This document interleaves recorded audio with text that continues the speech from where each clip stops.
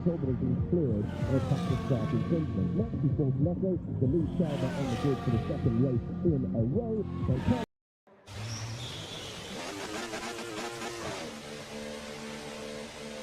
Out of the Red Bull, second, first part of qualifying, but he is experienced. So it's Ocon in 18th, he's next to Pierre Gasly, who's out-qualified by full season rookie teammate Jack Stewart, bouncing back after the crash in Melbourne. Same applies, hopefully, for Hadjar, who's pinned by race control but has been cleared and a practice start infringement. Next is Fortunato, the lead driver on the grid for the second race in a row. So Carlos Sainz couldn't understand the balance of his Williams. Berman is next to Alonso.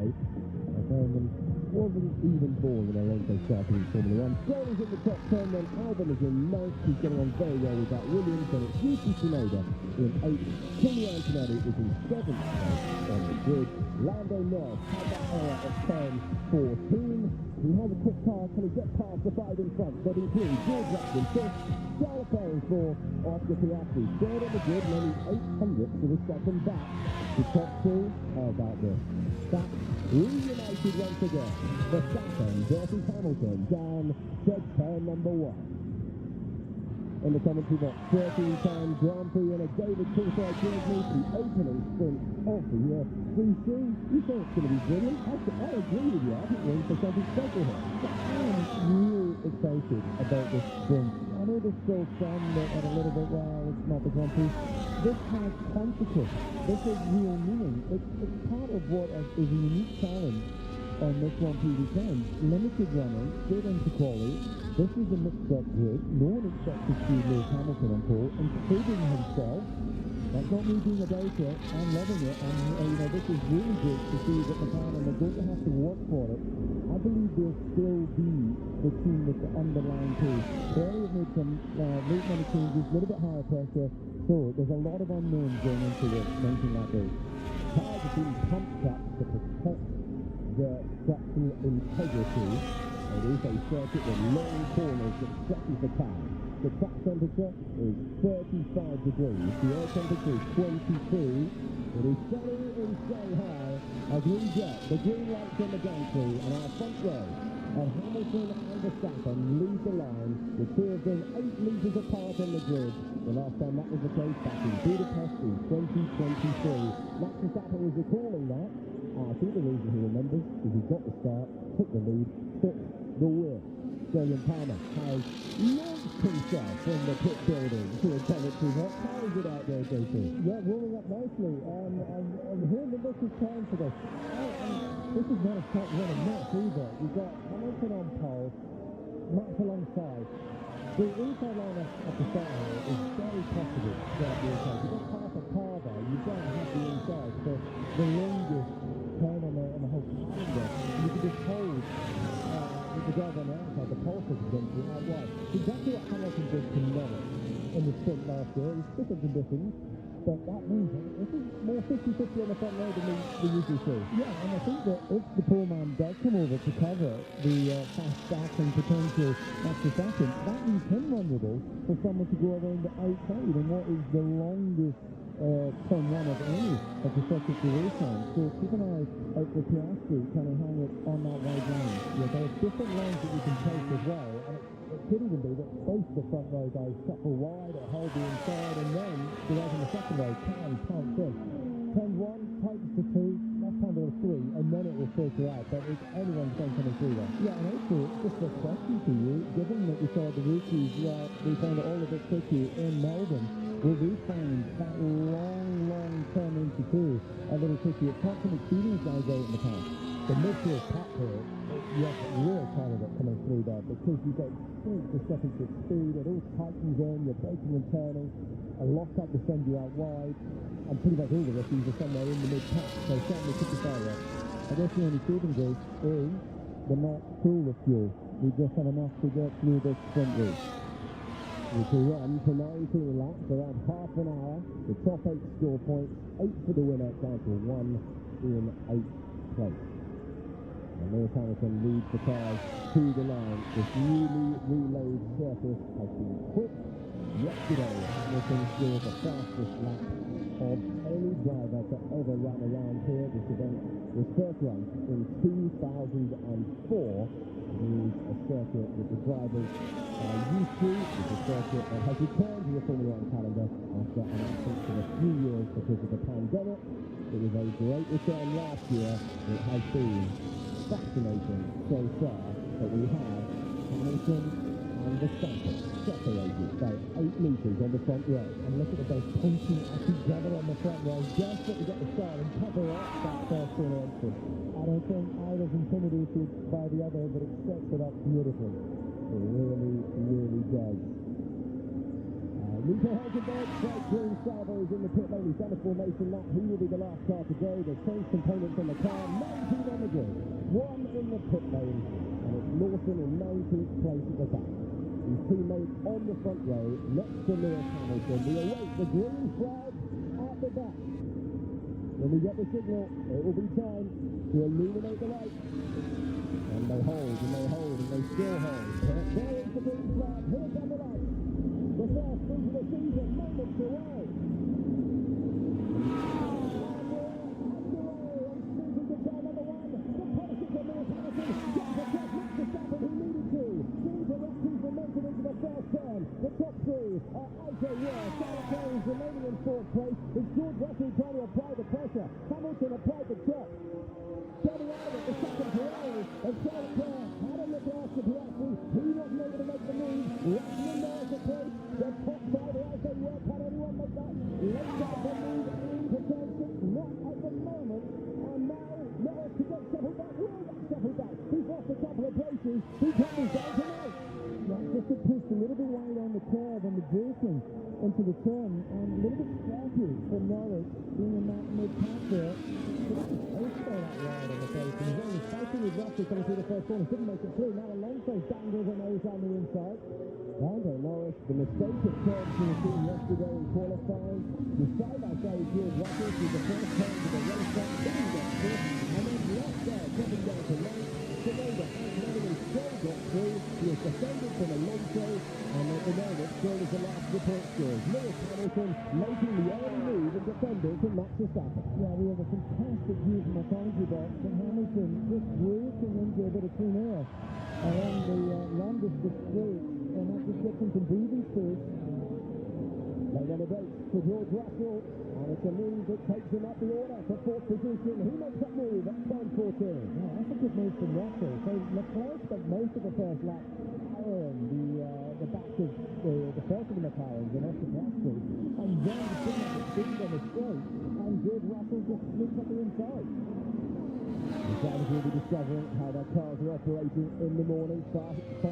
11 local time. Charles Leclerc, who is on the attack, as Julian says, has been pounced upon at the hairpin.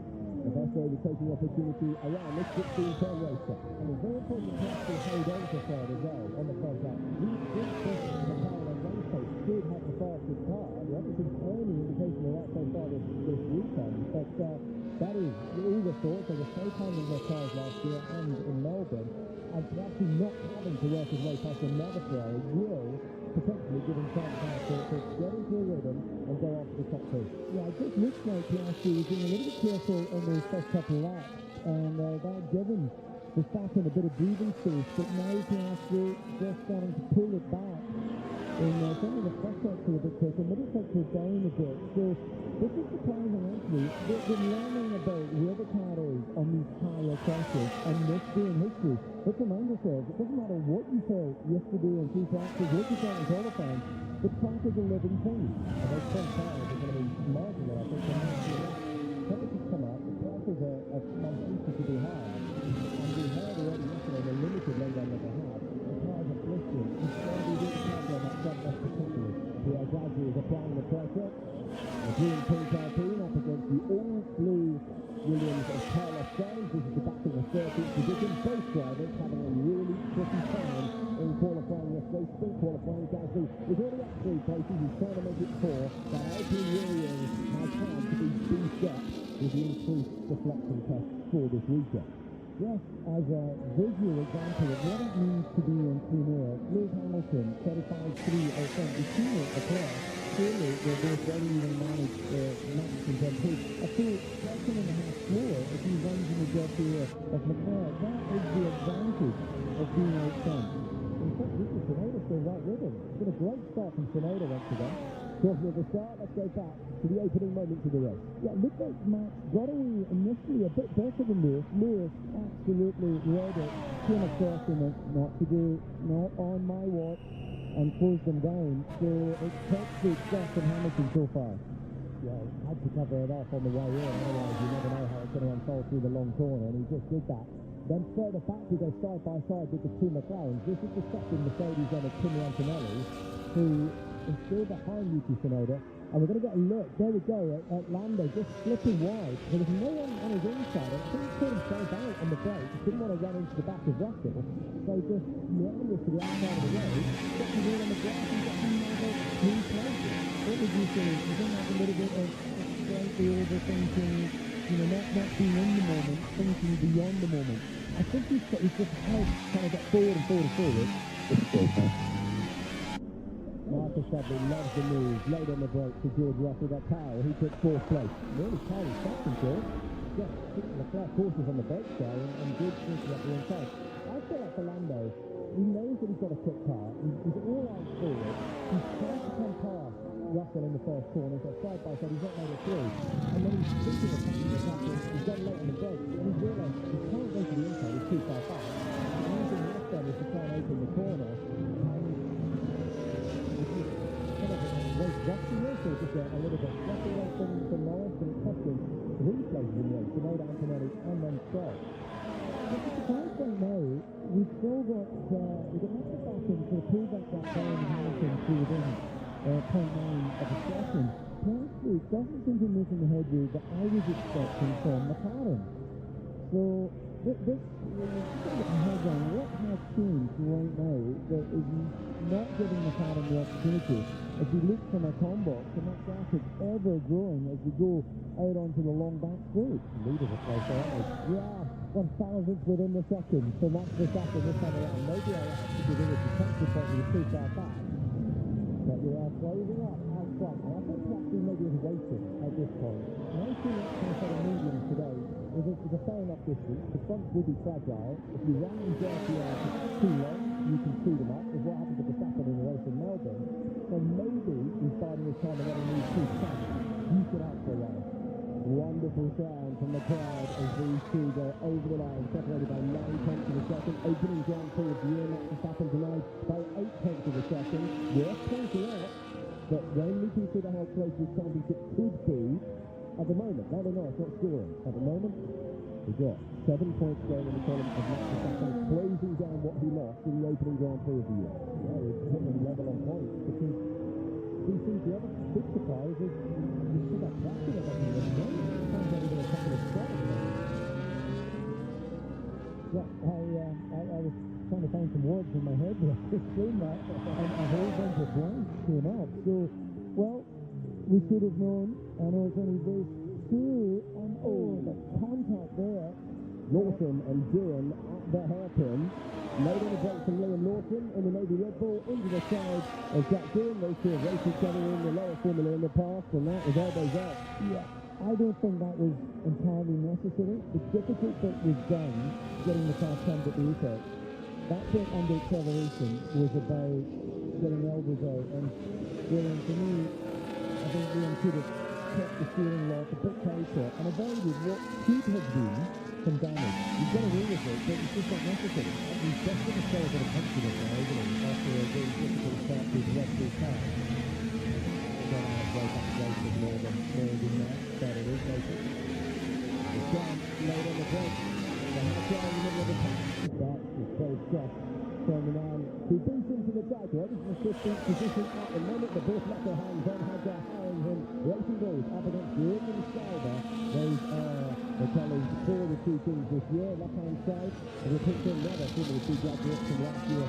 He's similar on this, and Antonelli trying to get past Yuki Tsunoda. He's got the gap down to 3 tenths of a second. The overall picture of the race. And then at the same time, he's getting racing outside the point. Looks like the waiting game is being played by those inside the upper loop. just seeing the lap times unfold, Hamilton was beautiful in that first sector yesterday. It didn't look at all spectacular, but was fantastically fast. Again, being pretty smooth, a couple of times quicker than the second, so it looks like the Red Bull Legend speed comes off the car, and you're getting that never-ending turn two. As if it just doesn't perform mechanically as well as the Ferrari. Playing about the two Astons, hearing that Lance Stroll has potential DRS issue, and Fernando Alonso in the last 2 seconds has radioed in having a problem as well. Those drivers currently occupying 8th place is Stroll and 10th place is Fernando Alonso. And Stroll has now dropped the race from Antonelli, who's stuck in behind Tsunoda. There was a DRS claim. Lance is now a second and a half back, so if Lando's got some pace, he wants to try and use it and get back into the front. Piastri has closed up to Max Verstappen. He's got the gap inside a second. Driver in third is the car that many expected to triumph in both races this weekend. Take two for Hadjar and Bortoleto, who are both trying to chase down Gasly and Sainz. Wonderful pictures. And the best way to take the opportunity on the racetrack. And further back, Liam Lawson is now past Esteban Ocon. He's up to P17. That's the progress that we definitely need to make. And talking of progress, Piastri now, we're then tracking with Verstappen. So the McLaren strategy, if you like, now seems to be finding its pace. And that Hamilton now just squeezing away by a tenth on the last couple of laps, 3 tenths on the last four. So looking a bit steadier. And that is why Verstappen is dropping towards the back of the Tetris, marginal start. And if Max wants to get the front, then possibly the chances to get back towards Hamilton and get in a DRS turn at the front. Now we go the long way round. Here's it squeezed on the exit, but you've got to leave a space for your racing rival.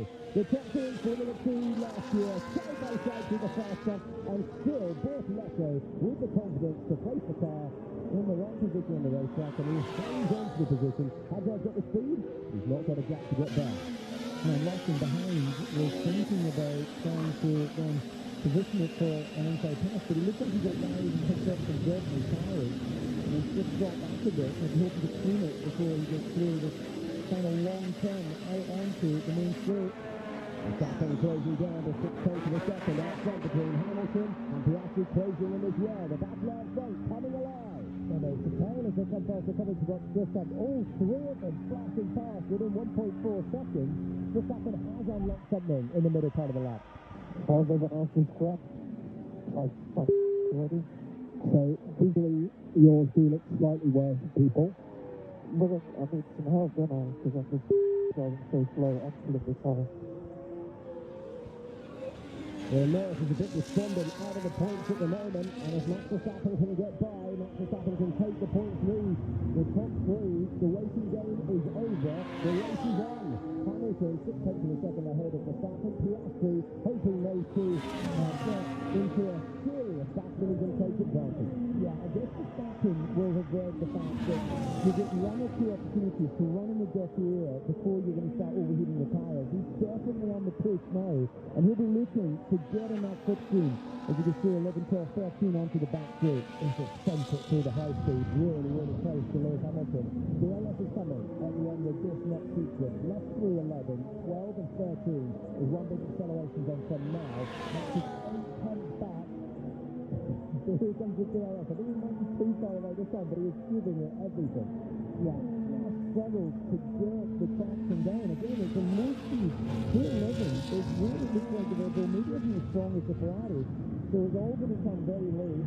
Clearly, on this occasion, smelling the back end of the Ferrari, isn't he? Heading to the apex there. He's good on the brakes at that corner. That was where he was stunted his down a couple of corners yesterday. Got the back right down to the Hamilton Ferrari, and 6 tenths between them again. Right, here's my comparison. I was on the grid when we did a fire up. I was standing behind the Ferrari, and it felt awful.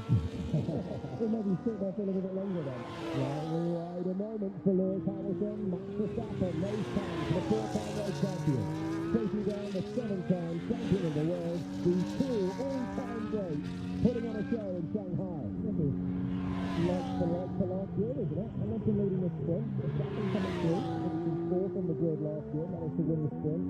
Having a healthy early lap. We've got to say, this time with a much more competitive car, the Ferrari, around this weekend. Looking good. Hamilton back to form. This is John, just the 3rd lap of the weekend. Verstappen really starting to starting to slow fly, doesn't he?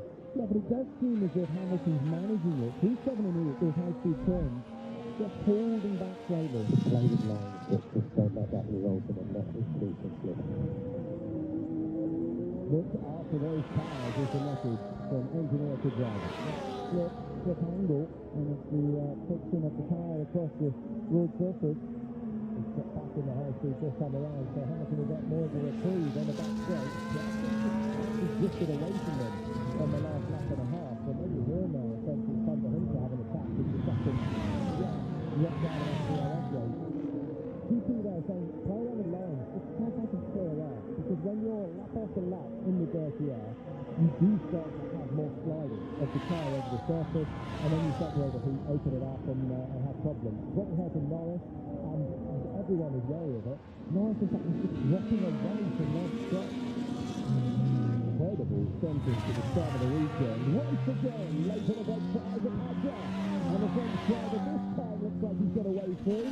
And he has to. Past Fortunato, past Gasly, and now Padger has got up to 14th place. Couple of cars and a couple of laps for the Gasly there. Coming off as Gasly tries to retake the position into the first turn. Lawson to the inside of Fortunato. And Gasly tries to make around to retake the place. Fortunato gets by. Gasly retakes the position. The two Frenchmen wheel to wheel, the Alpine gets ahead, Gasly back to P14. Well, great racing, and all the experience of Gasly to know that covering off the inside, you're going to have to compromise your entry speed, and it's worked for them to get the place back this time. But they're not worrying about the cars at all back there. They're learning, and they're super aggressive at the back. They don't have to worry about it. I think they are choosing when to attack outside. You can't sit in that mid-pack and start thinking about the tires. You got cars left, right, and centre in there. This is on ball with Liam Lawson into the 14th turn. He was cleared for any potential penalty with contact with one driver, and then contact with another one.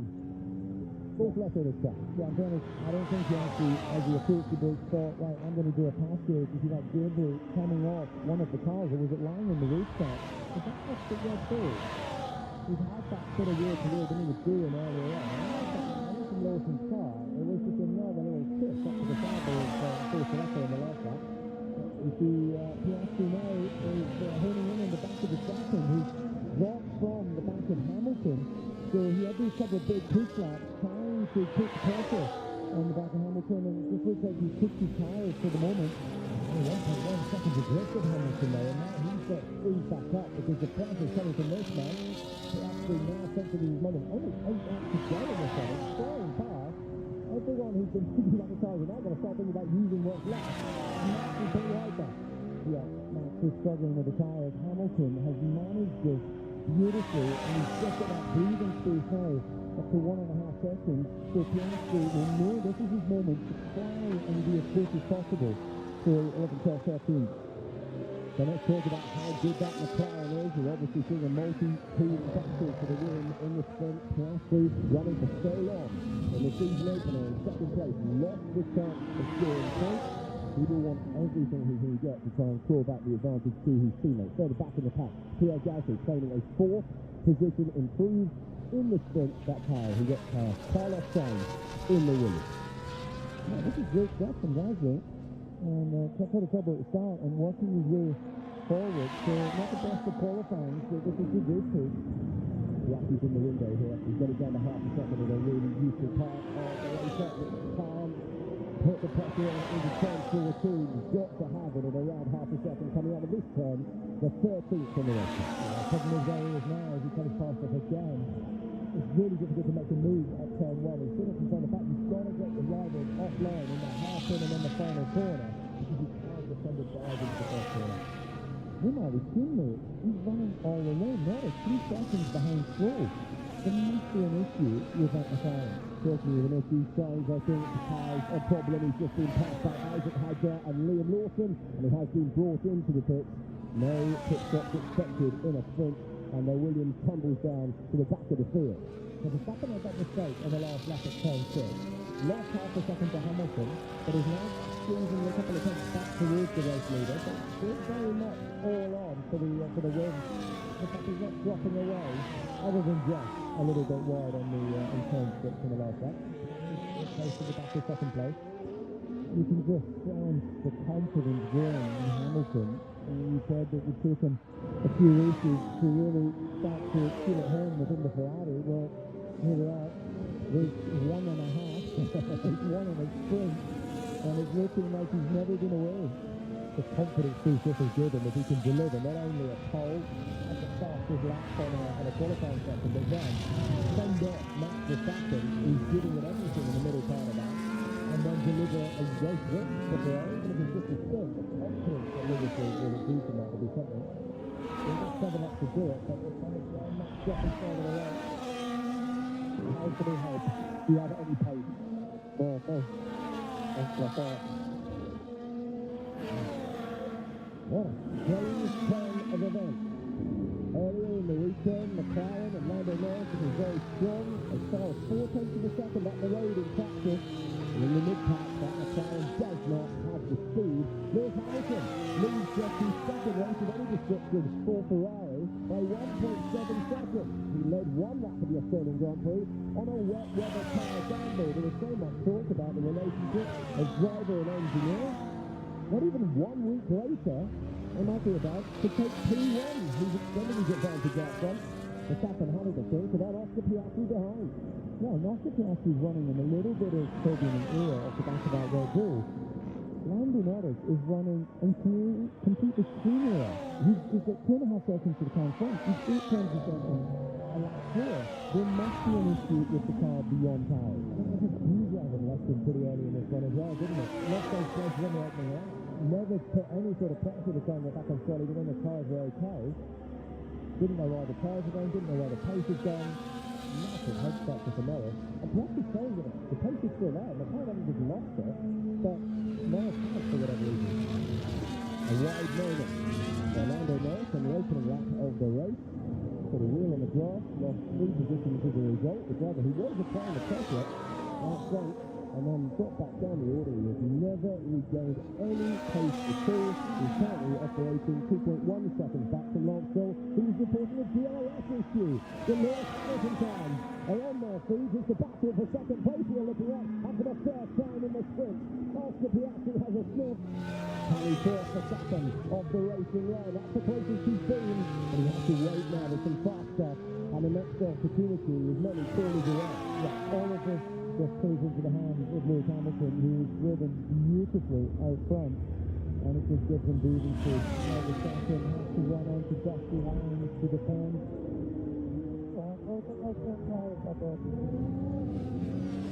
That's the perils that everyone's facing around their circuit. It's 2 and 3 front tires too soon. Piastri actually could still win this one if he clears Verstappen, probably this lap or next. Hamilton's not hampered too far up the road, but he has to make the move. Really soon, and Verstappen is not an easy man to pass. Probably inside now to turn 1. We've got another couple of corners coming up, 11 and 12, and then there'll be the fast side. Yeah, I think he's fortunate now that with Verstappen, if he's struggling the front tyre, he'll struggle to get a clean run off this section, and this has to be the moment for Oscar to see how close he is. It takes him a second, he will gain a lot, to really gain enough to go for a late run on Formula One's longest sprint of the year. He's got to get him offline. He's got to force Verstappen to defend and check his mirrors. So can he do it into the first turn? That's where we're heading. Lewis Hamilton will come over the line and start lap 15. He is inching closer to his first ever Ferrari victory, having taken a first ever sprint pole, and he's getting closer to what would be a huge turnaround if you consider he was 10th past in the last lap by recovering Oscar Piastri, had enough time to recover from the sticky grass, use the safety car, walk past a couple of cars, including Hamilton, the long way round at 9 and 10, but it's Hamilton restored to the front of the field. He covered off Max Verstappen in the opening meters of the race. He's been managing it ever since. The question we had him to the final stages, can Piastri clear Verstappen and turn it in to a race to the sprint win? There's some good guys further back from Oda. Coming on to 6, we've got Kimi Antonelli for company there, close fight. Stroll with them, and Norris is closing up as well. Antonelli's been there all race long. He hasn't been able to force Yuki Tsunoda offline. Tsunoda, who lost a huge amount of places, having run in the top 6 the entirety of the Australian Grand Prix. The wet weather came, and the points slipped away. He's getting his son back, not as many as he was getting in the Grand Prix, but even so, top 8 score in this one. Norris has got the gap down between him and Stroll to 1 second, as it stands. Verstappen, Norris, tied at the top of the championship standings. It's still having a big impact, and look at the gap now. You've got half a second. Francis Piastri's been all the way through. Hamilton is kept out front, and the Australian driver is finally in the wheel track. The partner says he would want to be from the slipstream to second place for Oscar Piastri. Verstappen will try and hang on, but his tyres are gone, and so is the McLaren. Does Piastri have enough left in his front to chase down Lewis Hamilton, or is 2.7 seconds just too much on that 16 and 19? There's a lot of time we've got to find. We will see the true pace that Piastri can put in now, because we've not got the engine to close in for the moment. But we've got that buffer. The second ran out of fight in the end, ran out of front tires, and he will now settle into third place with a nice buffer back to Russell, as he had for the most part in Melbourne last week. And Piastri and Lee second, and that's drive Hamilton to this first Ferrari game. Yeah, as we see the power of that DRS, and then the Verstappen didn't even defend, didn't go offline, just accepted his fate, and knew that the path of least resistance was just to let him take the turn and then pick up the DRS himself across the start finish line. He sort of made that surprisingly easy, didn't he? Because it wasn't just slam bang down on the straight there for Piastri. Might defended it before, but I think with a few laps to go, obviously realised the writing was on the wall. Instant reply from Lewis Hamilton. He's got the gap up to 3.3 seconds. He has stepped out, built the buffer, and he's on his way to what will be a significant moment in his Formula One career. Victory with Ferrari for the first time this season. Can complete the remaining tour. Tsunoda gained a couple of places from where he started. Antonelli can't get by. Norris is beginning finally to put pressure on Stroll. There's the evidence for you, but he's not exactly hiring them all over the road. And at the moment, Norris will not score. The fastest man of that top group by a good 8 tenths is Charles Leclerc, 1.8 behind Russell. So he's clearly managed his tire as well, but will it be enough to get him onto the back of Russell? I agree with your assessment that Hamilton's stepped out. That gap now increased to 2.7 seconds. So this is going to be an epic victory, a flawless drive for Lewis Hamilton. No, Piastri by a second. Piastri finally got the clear out, but had no more tyres left. And you're right, those Ferraris are really strong at the end of this sprint. 17 laps on the tyres, and Leclerc's coming alive. He's added into the DRS of Russell, and Hamilton is cruising out front. Brilliant drive. Peter Antonelli, who has been looking at the rear wing and gearbox of Yuki Tsunoda for the entirety of this racing stint, coming up to half an hour of racing. Still can't get by. If he gets by at the end, that will be a job well done. Driver who will have to stage it in the Australian Grand Prix with a long way round up against Alex Albon, like he wasn't even there, trying to climb up to P6 in the sprint. Leclerc, Russell could be on this lap as well. Coming through the high speed, and Charles really closing up the gap to fourth place. Ferrari trying to make up for lost points in the Grand Prix last time out as well. Horrible start to the season for both of them. Coming alive. There's Pierre Gasly, who is going to improve another position. This will be the 5th one that he's gained, up against Ollie Berman, and all the way around the outside. That is the full. Look at my front tyres, they're better than yours. And that is a good feeling. And I think Berman is just driving to the front end, and he just didn't have any grip. I think it's the worst thing I've ever had in a racing car. I've not been trusted with driving around this one with no front tyres. You can look at them inside or outside, and you're just helpless. There's no one a different formula. It does throw up its challenges. Normally, stupid long corners like that are not compatible with happy race drivers. As Norris has now finally found a way past Stroll and got himself up to 8th place. Well, 1 point is not what we thought we'd see from Lando Norris, making his way from a really tricky qualifying into a race that turned out to be exactly the same. They're on the penultimate lap of the opening sprint of the year. Isaac Hadjar is up against his old racing rival from Formula 2. The racing rules now trying to get past Oliver Bowman, who I think he's struggling. He's not the only one. P4 right now being debated between Russell and Leclerc. And his Ferraris are flying. Really nursing the front tyres. Hamilton never second, took to the Piastri in the last lap. This is dominant. than Hamilton now. He's been obviously managing his pace for the first half, and now he's stepping out. Leclerc coming through. Let's have a look at Norris getting into 8th. The defence offered by Lance, nothing he could do, and through goes to McLaren at the hairpin. I think it's just Stroll at the start of his race in 8th place. You think, well, firstly, this is a great result. Secondly, I've got a McLaren right behind me, so it was short-lived. You always think when you see a favourite, one of the, I had the fastest car yesterday, you think, shame, I wish there was a Williams there instead. But it's taken like 18 laps to finally put that on. Further back. The two Hamilton, their P&C, well up to second, scoring 6 points. Russell can't run for 5, Leclerc trying to change that. So Russell was putting him to second per lap as well. So they'll get you into the final lap.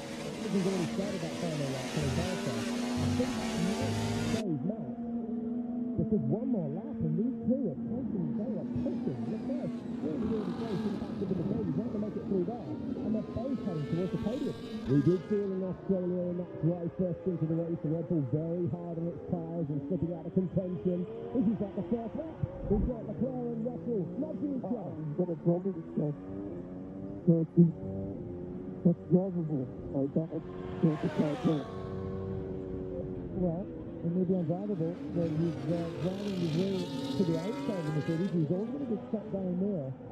He has got definitely a couple of chances on this final lap to find a way through.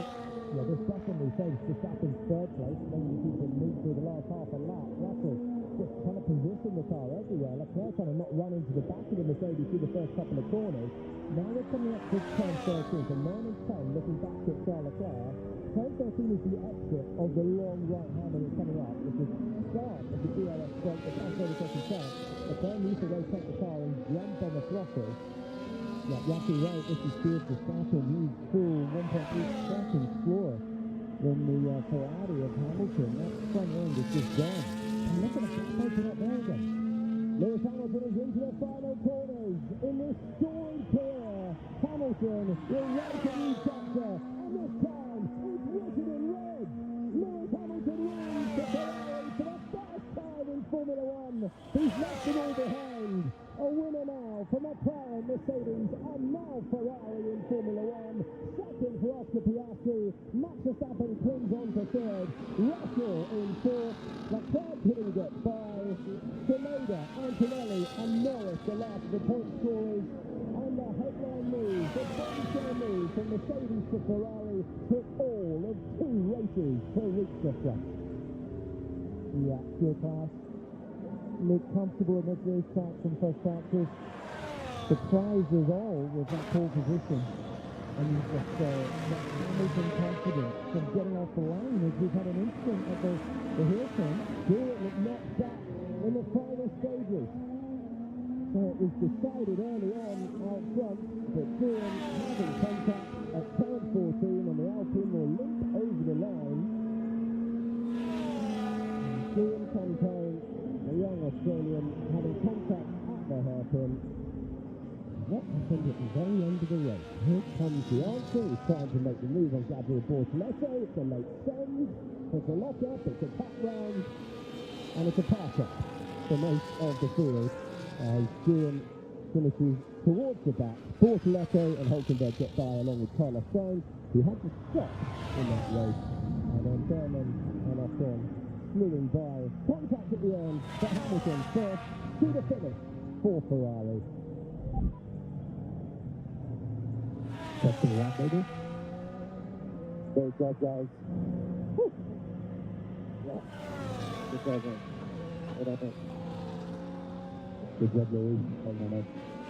Congrats. It was masterclass for Paris management. Out of the Red Bull, second first part of qualifying, but he is up to him. So it's Ocon in 18th, he's next to Pierre Gasly, who's out-qualified by full season rookie teammate Jack Stewart, bouncing back after the crash in Melbourne. Same applies, hopefully, to Hadjar, who's pinned by race control but has been cleared of a practice start infringement. Next is Bortoleto, the lead driver on the grid for the second race in a row. So Carlos Sainz couldn't understand the balance of his Williams. Berman is next to Alonso.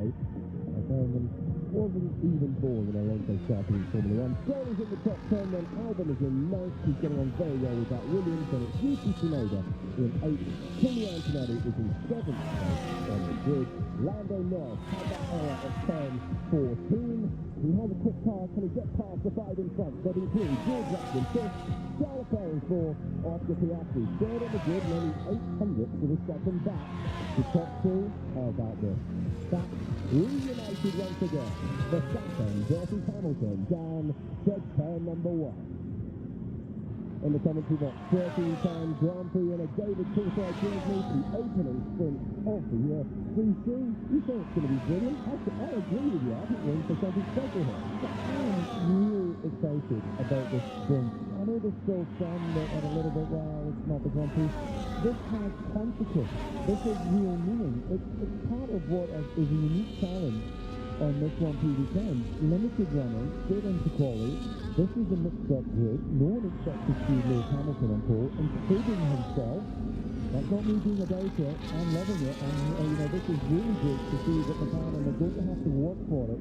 I believe they'll still be the team with the underlying pace. Ferrari have made some late minute changes, a little bit higher pressure, so there's a lot of unknowns going into this 19-lap race.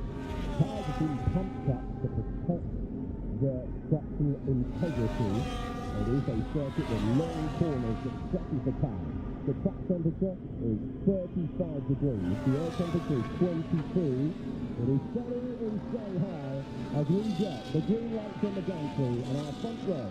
And Hamilton and Verstappen lead the line, with 2 of them 8 metres apart on the grid.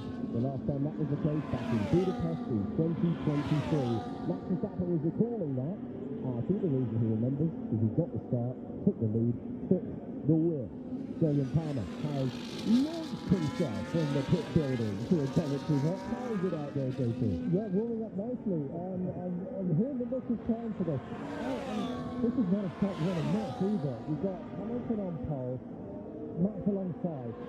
The inside line of the start here is very possible throughout the inside. You've got half a car there. You don't have the inside for the longest turn on the whole calendar. And you can just hold the driver on the outside, the pole position out wide. Exactly what Hamilton did to Norris in the sprint last year. It was different conditions, but that means this is more 50-50 on the front row than we usually see. Yeah, and I think that if the pole man does come over to cover the fast starting potential Max Verstappen, that leaves him vulnerable for someone to go around the outside in what is the longest turn 1 of any of the circuit duration. So keep an eye out for Piastri trying to hang it on that wide line. Yeah, there's different lines that you can take as well, and it could even be that both the front row guys shuffle wide or hold the inside, and then the guys in the second row can pounce in. Turn 1, tightens to 2, left hand or 3, and then it will filter out. But it's anyone's going coming through there. Yeah, and also, just a question to you, given that we saw the rookies, we found it all a bit tricky in Melbourne, will we find that long turn into 2 a little tricky? It's not some experienced guys out in the past. The Mitchell Pat here, you have a real candidate coming through there because you've got the seconds of speed, it all tightens in, you're braking and turning, a lock-up will send you out wide, and pretty much all the rookies are somewhere in the mid-pack, so certainly could be failure. I guess the only saving grace is the not full of fuel. We just have enough to get through this sprint race. We can run for 19 laps, around half an hour. The top 8 score points, 8 for the winner, down to 1 in 8th place. And Lewis Hamilton leads the cars to the line. This newly relayed surface has been quick. Yesterday, Hamilton scored the fastest lap of any driver to ever run around here. This event was first run in 2004. It is a circuit that the drivers are used to. It's a circuit that has returned to the Formula 1 calendar after an absence of a few years because of the pandemic. It was a great return last year. It has been fascinating so far that we have Hamilton and Verstappen separated by 8 metres on the front row. And look at the both punching at each other on the front row, just to get the start and cover up that first corner entry. I don't think either's intimidated by the other, but it sets it up beautifully. It really does. Nico Hülkenberg, Craig Green Salvo is in the pit lane. He's done a formation lap. He will be the last car to go. They've changed components on the car. 19 on the grid. one in the pit lane, and it's Lawson in 19th place at the back. His teammate on the front row next to Lewis Hamilton. We await the green flag at the back. When we get the signal, it will be time to illuminate the lights. And they hold, and they hold, and they still hold. There is the green flag. Here come the lights. The first thing of the season, moments away. And we're underway. And speaking to car number one, the politics of Lewis Hamilton gets the track not to stop who needed to. Seems a lot of momentum into the first turn. The top three are as they were. Charles Chinese remaining in fourth place. It's George Russell trying to apply the pressure. Hamilton applied the chop.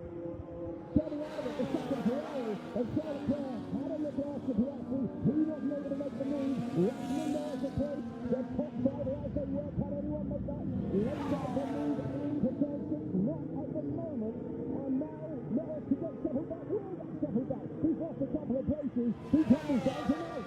Yeah, just to push a little bit wide on the curve and the braking into the turn, and a little bit scrappy for Norris being in that mid-pass there. But that was also that wide on the face, and he's only fighting with Russell coming through the first corner. Couldn't make it through. Now Alonso dangles a nose down the inside.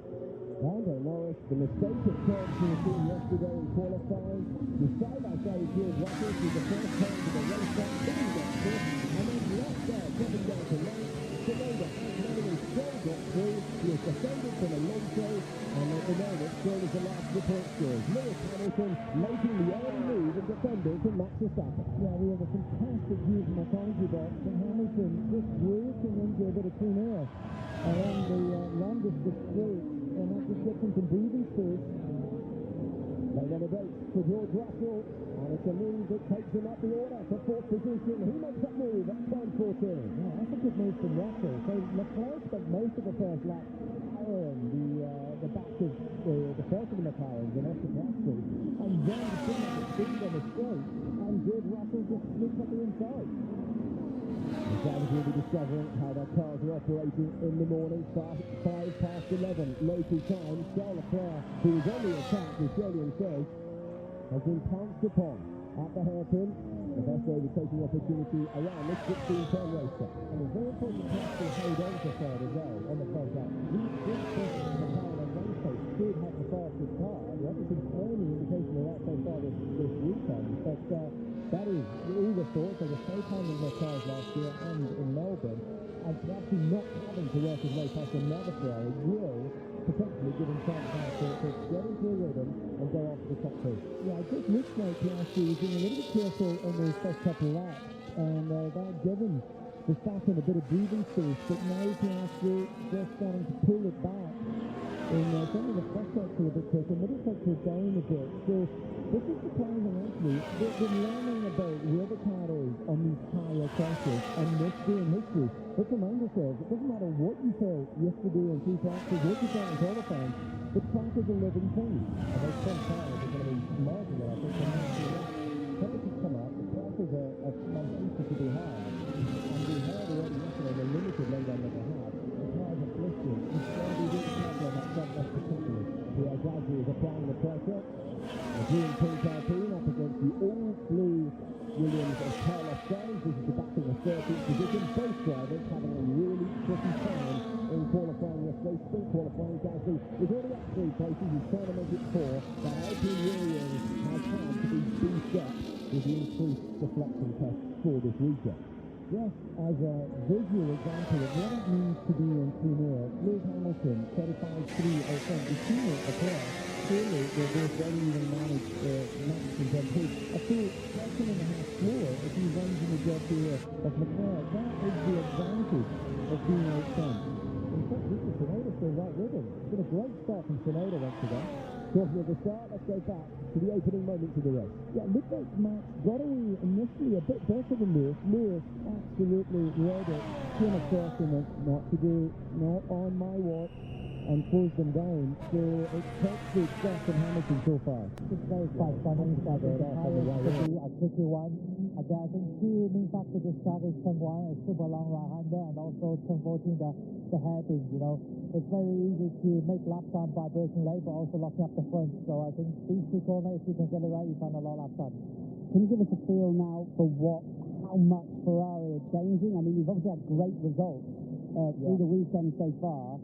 Is it a situation where you're going, right, just leave the car and we've got a car at the front, or are you recognising as a team that actually everybody's going to have to take a step forward and you're going to have to march forward with them?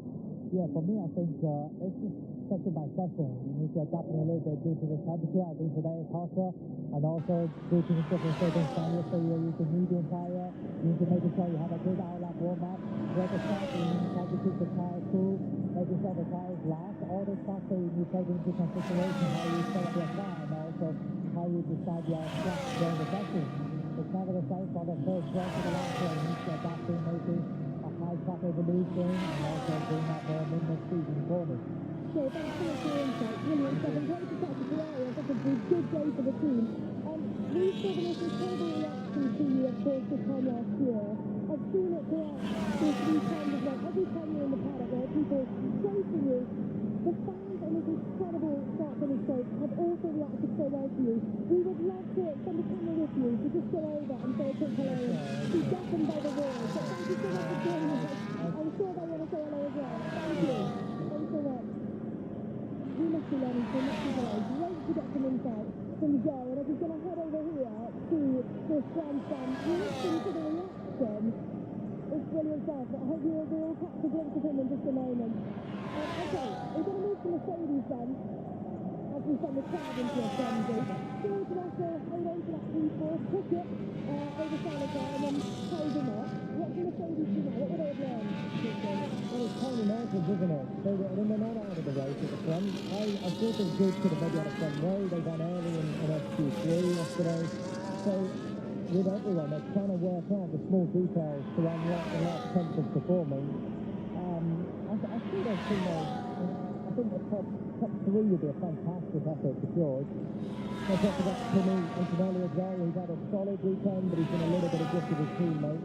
He's now had some decent learning. We always said that the big format's difficult for the rookies. Actually, a load of them did really well. But Timmy's still making up a bit of time. And I think for him, this will be a really fascinating question because you've got a bit more running, you've got more on the soft. So it'll be interesting to see if he can close it up to George. They lined up line of John for the sprint race, but it was actually 6 tenths of a second between George and Timmy in sprint qualifying. So completely new. You thought Timmy will be looking to be within a couple of tenths of George. If possible, or even like so many of the rookies that we've seen that weekend, or all of the others, ahead of the more damage.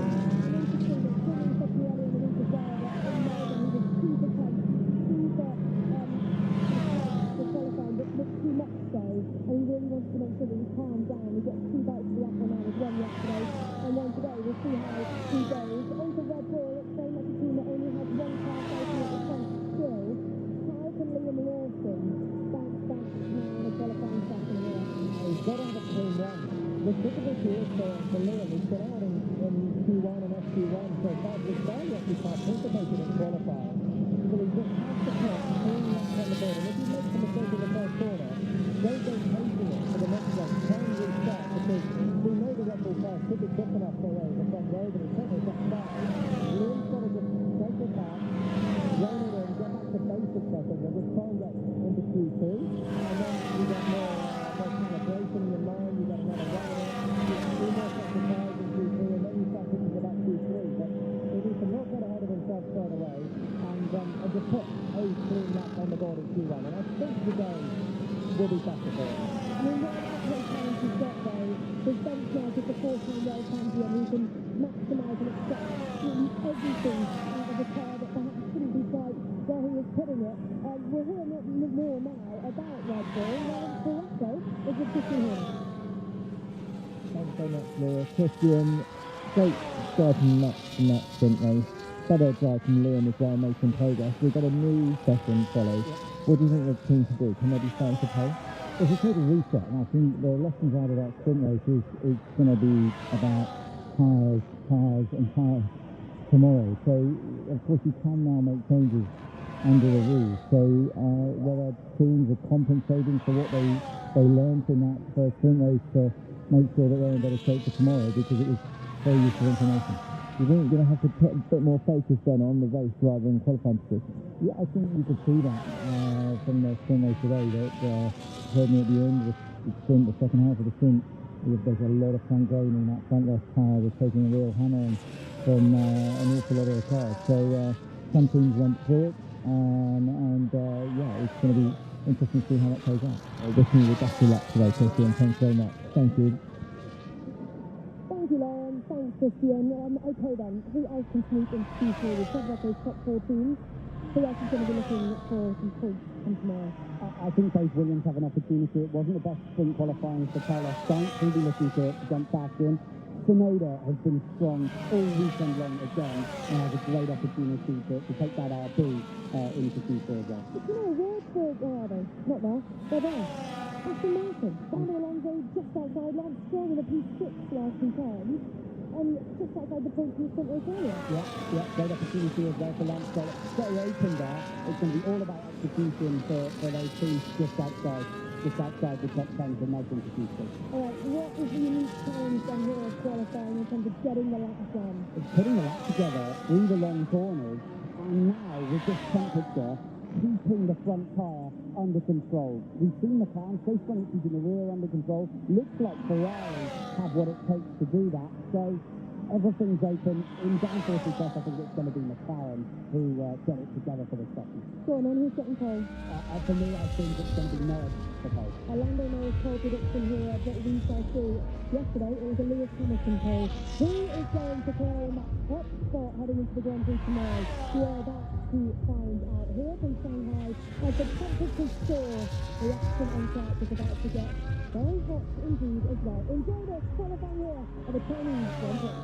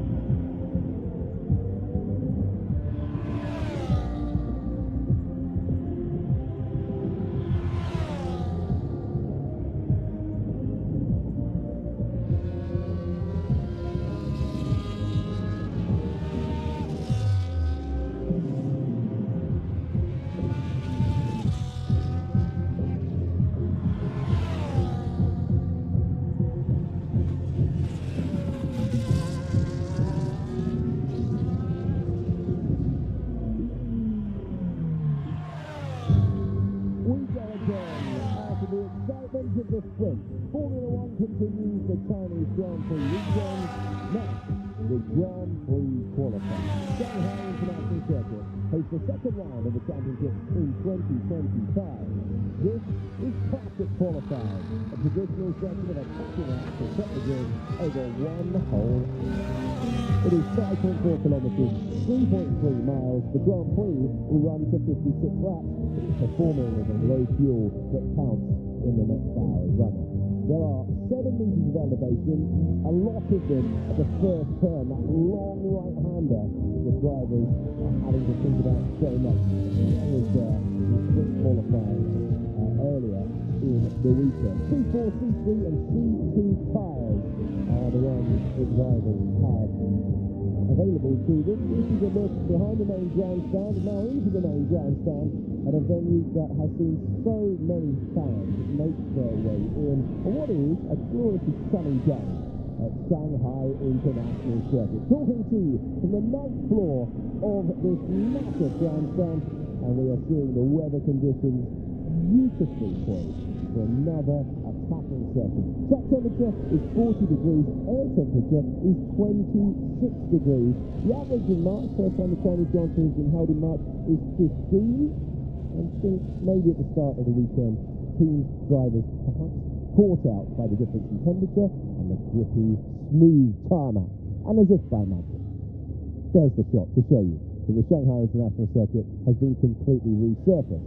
As we go now into the second qualifying session of the weekend, the full original 1-hour session, teams and drivers that had a long time to learn what they've got underneath them in terms of temperature and the racetrack. As you will have heard in the build-up, all about keeping that front left tyre alive. Do the teams at the front bias their setup into a race pace, knowing that Formula One is in this incredible situation where it is ultra competitive? Do you risk lining up if you're one of the big four teams with maybe an 8th position? With it all to do, given how tough it's been to pass on the evidence of the sprint race. And as if by magic, there's the winner of the sprint race. Timed beautifully right now in the gallery. Lewis Hamilton was emotional yesterday to take the sprint pole. Was delighted to get that first Ferrari win on the board. He did so, there's a little bit of history, but Lewis Hamilton will want even more. He's got 6 pole positions around the circuit. He's got 6 wins. He's now got a sprint win. He's now got a sprint pole. Shanghai, as he said in the press conference afterwards, has been good to him. And what was interesting for me is when he was talking in the press conference afterwards, he said in Melbourne, he turned up to Ferrari and he looked around, he observed, and he tried to understand how they operated, because in his view, and even when he's 40 years of age, he's saying in his view there might be something I could learn, something I could understand. He comes into round 2, he said he approached it differently. He came in with a list of things that he wanted addressed. He's had a better feel since the first and only practice session. He's taken sprint pole, he's taken the sprint win, and now Jolyon Palmer, we do it all over again.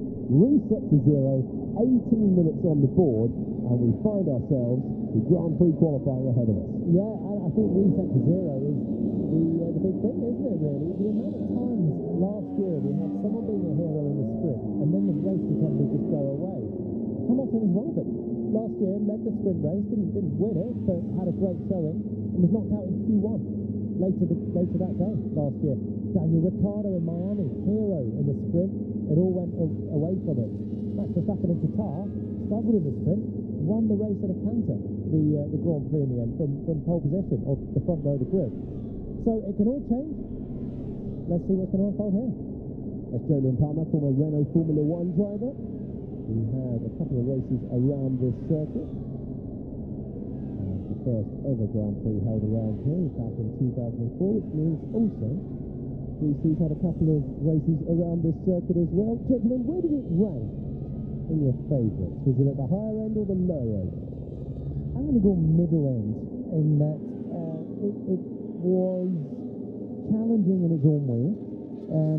Long corners normally are a little bit frustrating for race drivers because Grand Prix cars, they come alive at high speed, and you want to be staring down a 180-mile-an-hour corner and making that decision: do I stay flat, do I lift? Which you don't really get as you enter turn 1 here, and then it just gets progressively slower, which means less downforce and more tricky to control the car as you get into turn 2. But I just think brilliant to be in China. We're going to have a true world championship. We're going to be in all the major places. Yeah, it was right down the lower end for me, to be honest. For all those I did see that up knowing where he was going as well. That's my fault. I have to say, I wish it had been resurfaced like this for when I was driving though, because I think it would make the track a lot more enjoyable to drive, smoothing it out, adding a load of grip as well. Not to say it's easy, those long corners are still so difficult, and I couldn't get on with them. Well, I have 2 miserable Grand Prix here, but I'm really pleased to be here commentating now. It's interesting. I think the smoother surface has played a part because the current drivers in the field seem to enjoy this place in a way that maybe others didn't in the past. And we'll see what we get here. The car's getting faster, of course, every year. That never hurts. More grip, more power, and a green light at the end of the pit lane. Q1 is underway. Plenty of drivers trying to turn the page on their weekend so far. This is the strange combination of having a race before midday local time and then almost reversing back in the weekend to go back to low fuel, 1 lap pushing to the limits, DC. But isn't this brilliant for the drivers? Because every session has consequence. Fridays, when you're working on your programs and everyone's got their own strategy of fuel level, engine modes, and the lights, we're all left wondering, well, who's hot and who's not? We know who was quick this morning. We know who, in a 19-lap race, all on the same tyres, was able to manage that on that day as best they could. What we don't know is, now armed with all that information, who is the fastest one-lap specialist? Because I think qualifying is a lot more important here than maybe you would think, given how wide open this racetrack is. Well, given what we saw earlier on, Hamilton getting that clear air from pole and then commanding the race, I think we've got two things, haven't we? If we just did sprint qualifying yesterday, stopped it at the checker flag and told them all to go again, I think we'd have a completely shuffled up order because of how close it is. On top of that, we've now had the teams being able to change the cars in the couple of hours since the sprint, so everyone can learn their weaknesses, learn what they want to do for the race. So the pack's going to be even more shuffled, I'd have thought. That is the weird thing about Formula One, a sport that prides itself in the highest of tolerances, or the smallest of tolerances, and the highest level of engineering. There's so many variables in putting a lap together. Where are the surface temperature of the tyres? Where are the pressures? Do you have dirty air ahead? Is the wind gusting? You know, these guys are like the princess and the pea. Just the tiniest of little change. You know, sand under their derriere and the seat, and it changes the whole connection with the car and the racetrack. And not to diminish Hamilton's achievements, because he's been sensational this weekend. The best of Lewis Hamilton, Jack Doohan off the road, the Alpine driver who had contact at the hairpin at the end of the sprint race, finds himself with a moment off at the start of qualifying. That would have been his first push lap in the session. So that was in the middle sector, I think, he's doing through the faster corners. We'll wait for a replay on that. But just finishing the point on Hamilton, it was 18,000 that he took pole by over Verstappen. Piastri was third within a tenth. And for all the things that can go right or wrong, doesn't take much difference today. And he's not starting from pole, he can't control the race. And that's what everyone's got to try and get their gear into, not least this guy, Lando Norris, who could have had a completely different weekend up until this point, had he not locked up at turn 14. Small mistakes have big consequences now. Yeah, I don't think there's ever a point where people go, well, we'll not worry about qualifying, we'll focus on the race. You know, the most extreme version, I guess, would be Monaco, where you focus on qualifying, and then if you manage to be quick enough to be at the front, then that's a pretty good indication you're going to be able to be competitive in the race. But I think you're absolutely right. What we've seen this morning, track position, absolutely key.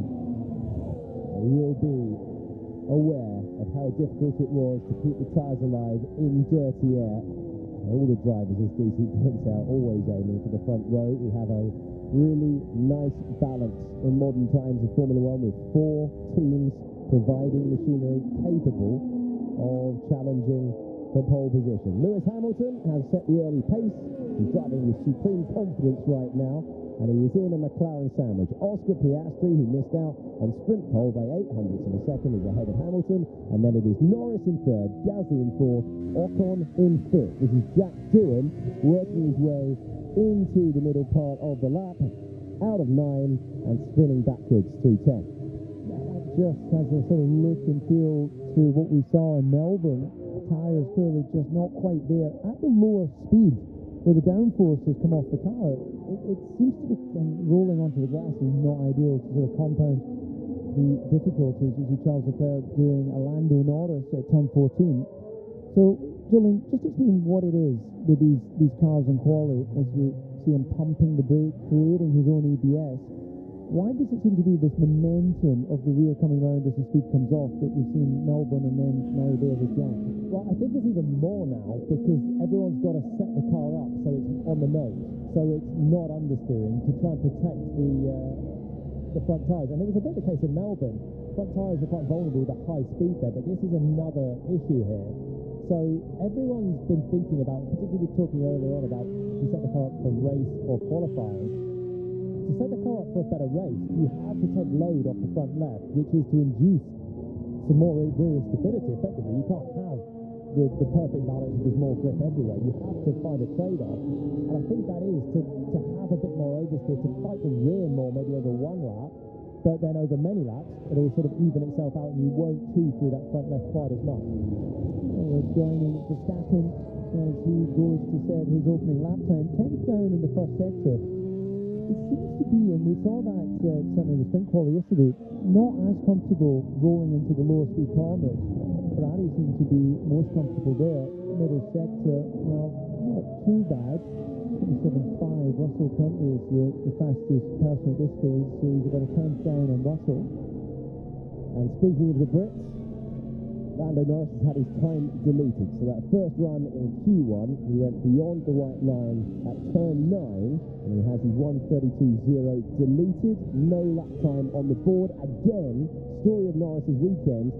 Good pace, just no consistency across the entirety of the lap, and the lap time's in the bin. He's struggling badly to put laps together. So that's the same corner as Jack Doohan had his spin early on as Verstappen lowers the benchmark again by another 10th. Good final sector for him. Norris more than anyone. We know he's got speed. He's always a threat to go top or going top, but he's making a lot of mistakes. Final corner of the racetrack, Kimi Antonelli, sensational debut for him 1 week ago, and dipping a wheel in a corner that has bitten rookies in the past. Yeah, your voice told that story, even if you weren't watching the actual visuals. It's such a knife edge, isn't it, when you see a Grand Prix car? That was that running beyond track limits. What's a little bit harsh there is, it clearly doesn't give you any performance gain.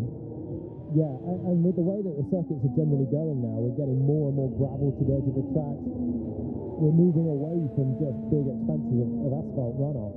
So we saw it last week as well, didn't we, with people running through the gravel but actually losing a lap time.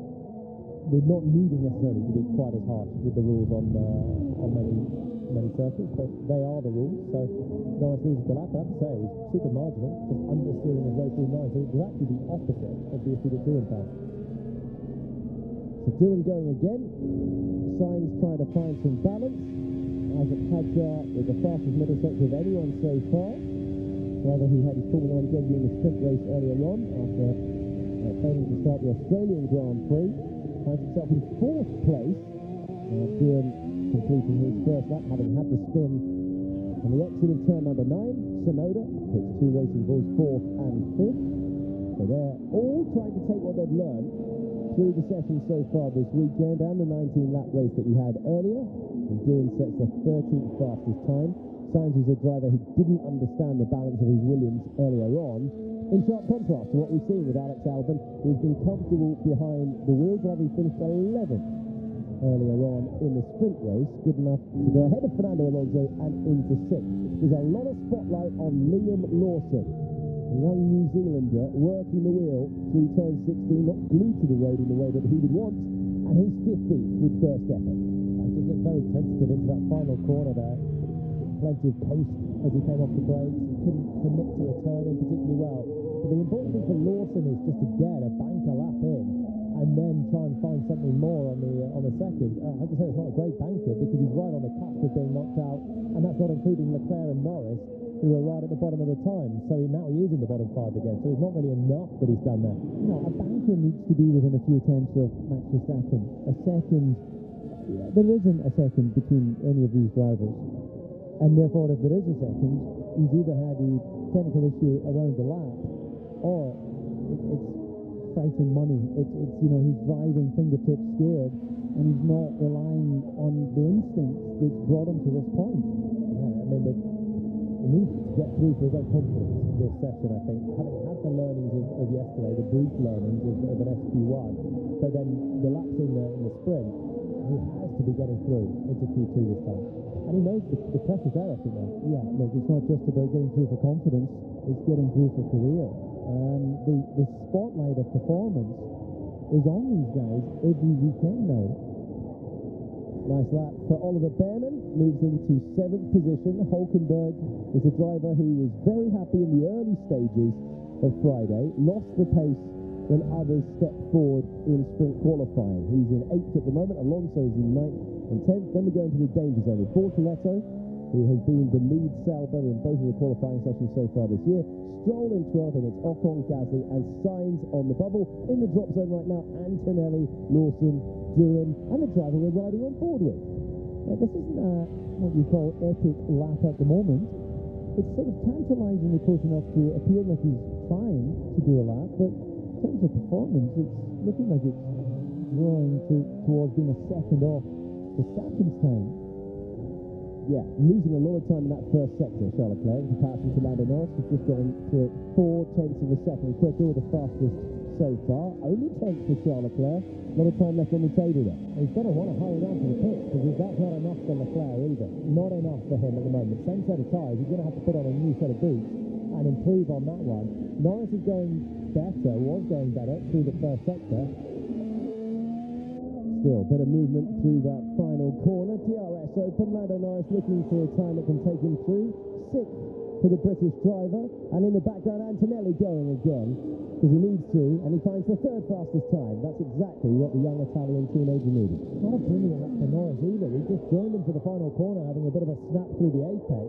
He dropped a few tenths to Isaac Hadjar in the middle sector. Hadjar is the fastest of all.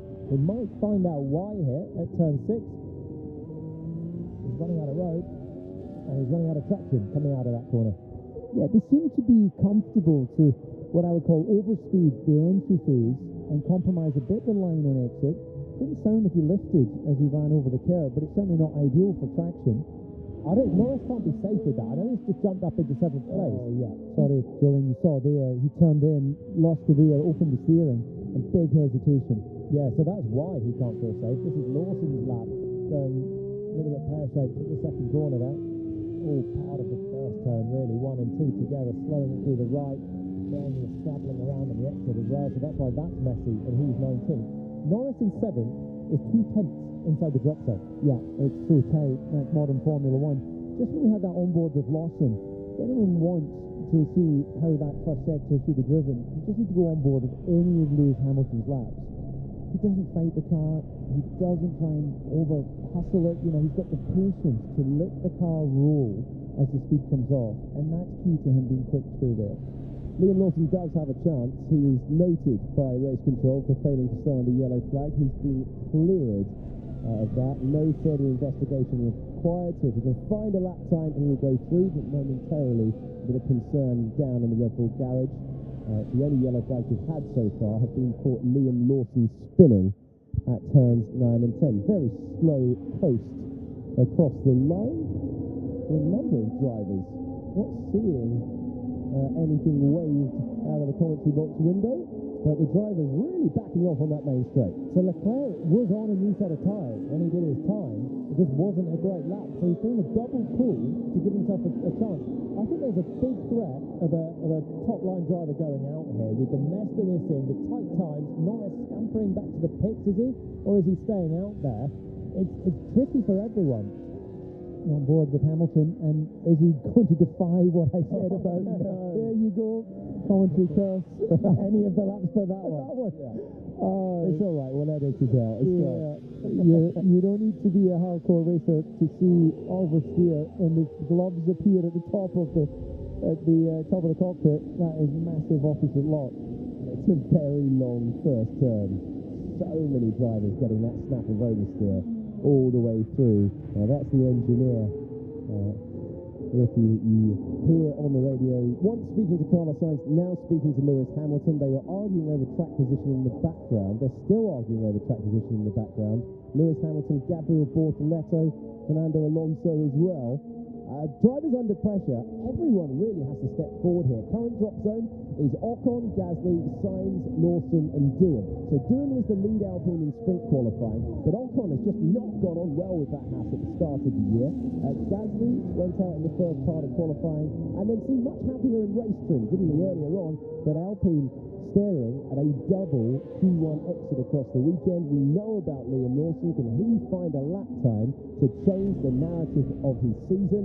And if Carlos Sainz didn't understand the Williams yesterday, he doesn't seem to have the answers.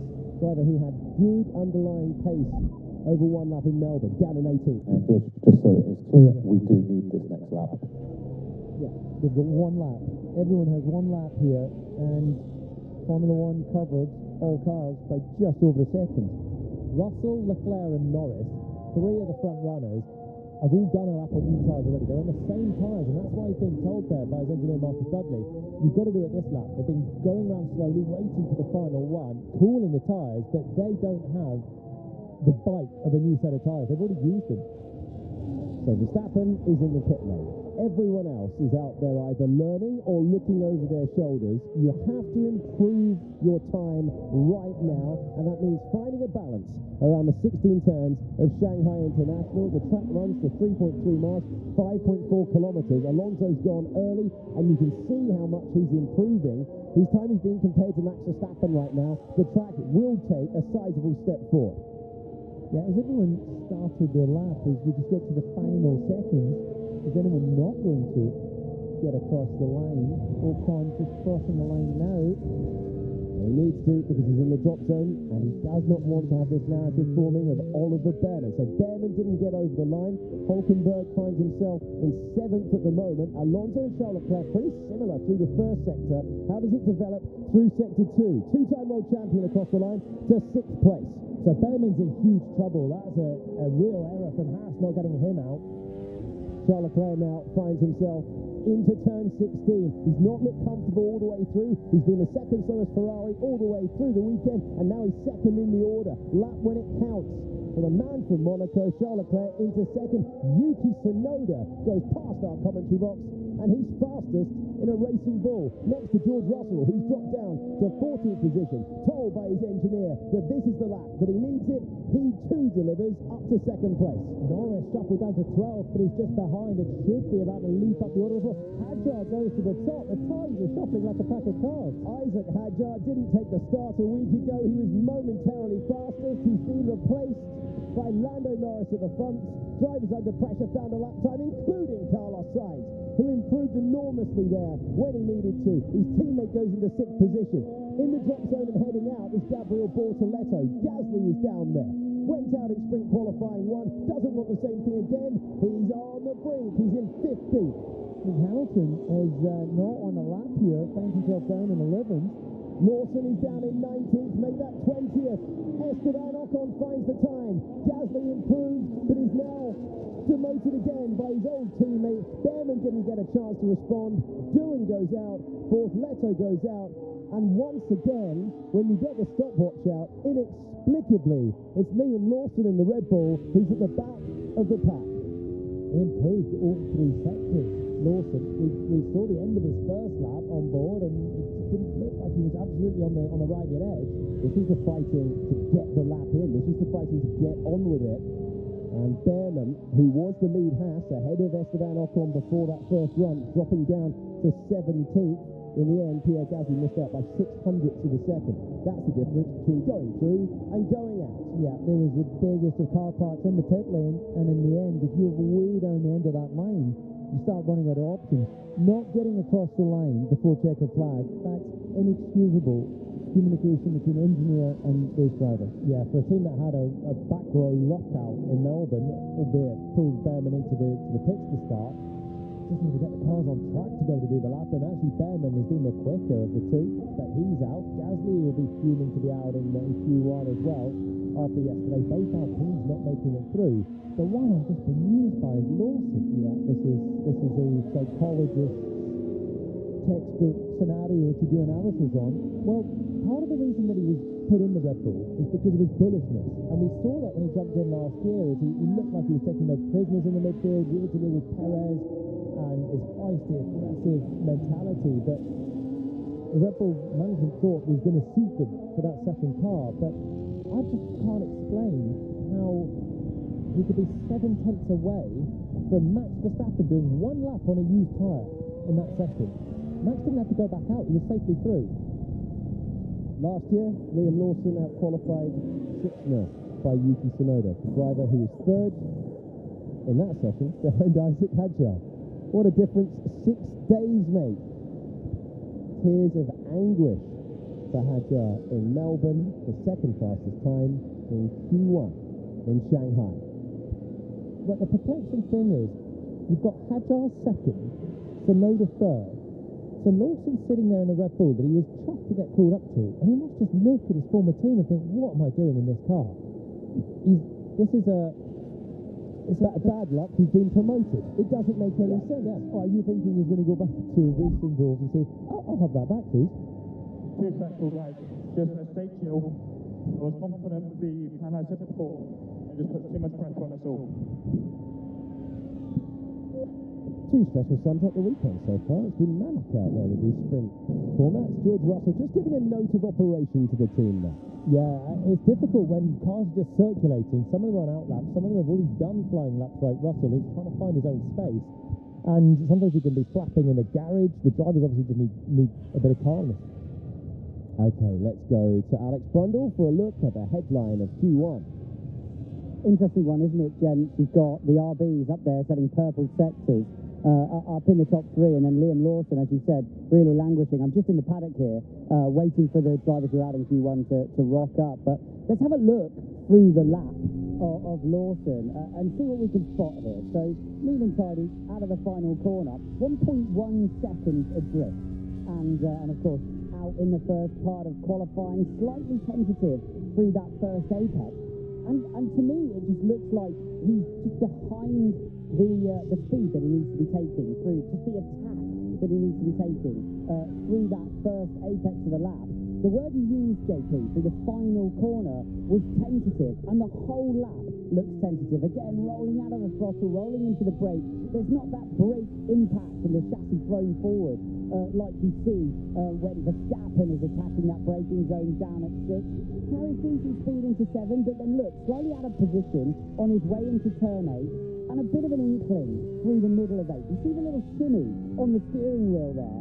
He's just not comfortable in the balance. And then he makes his way through the exit of turn 10 there, not happy to crank the steering wheel again and really lean on the outside rear tyre.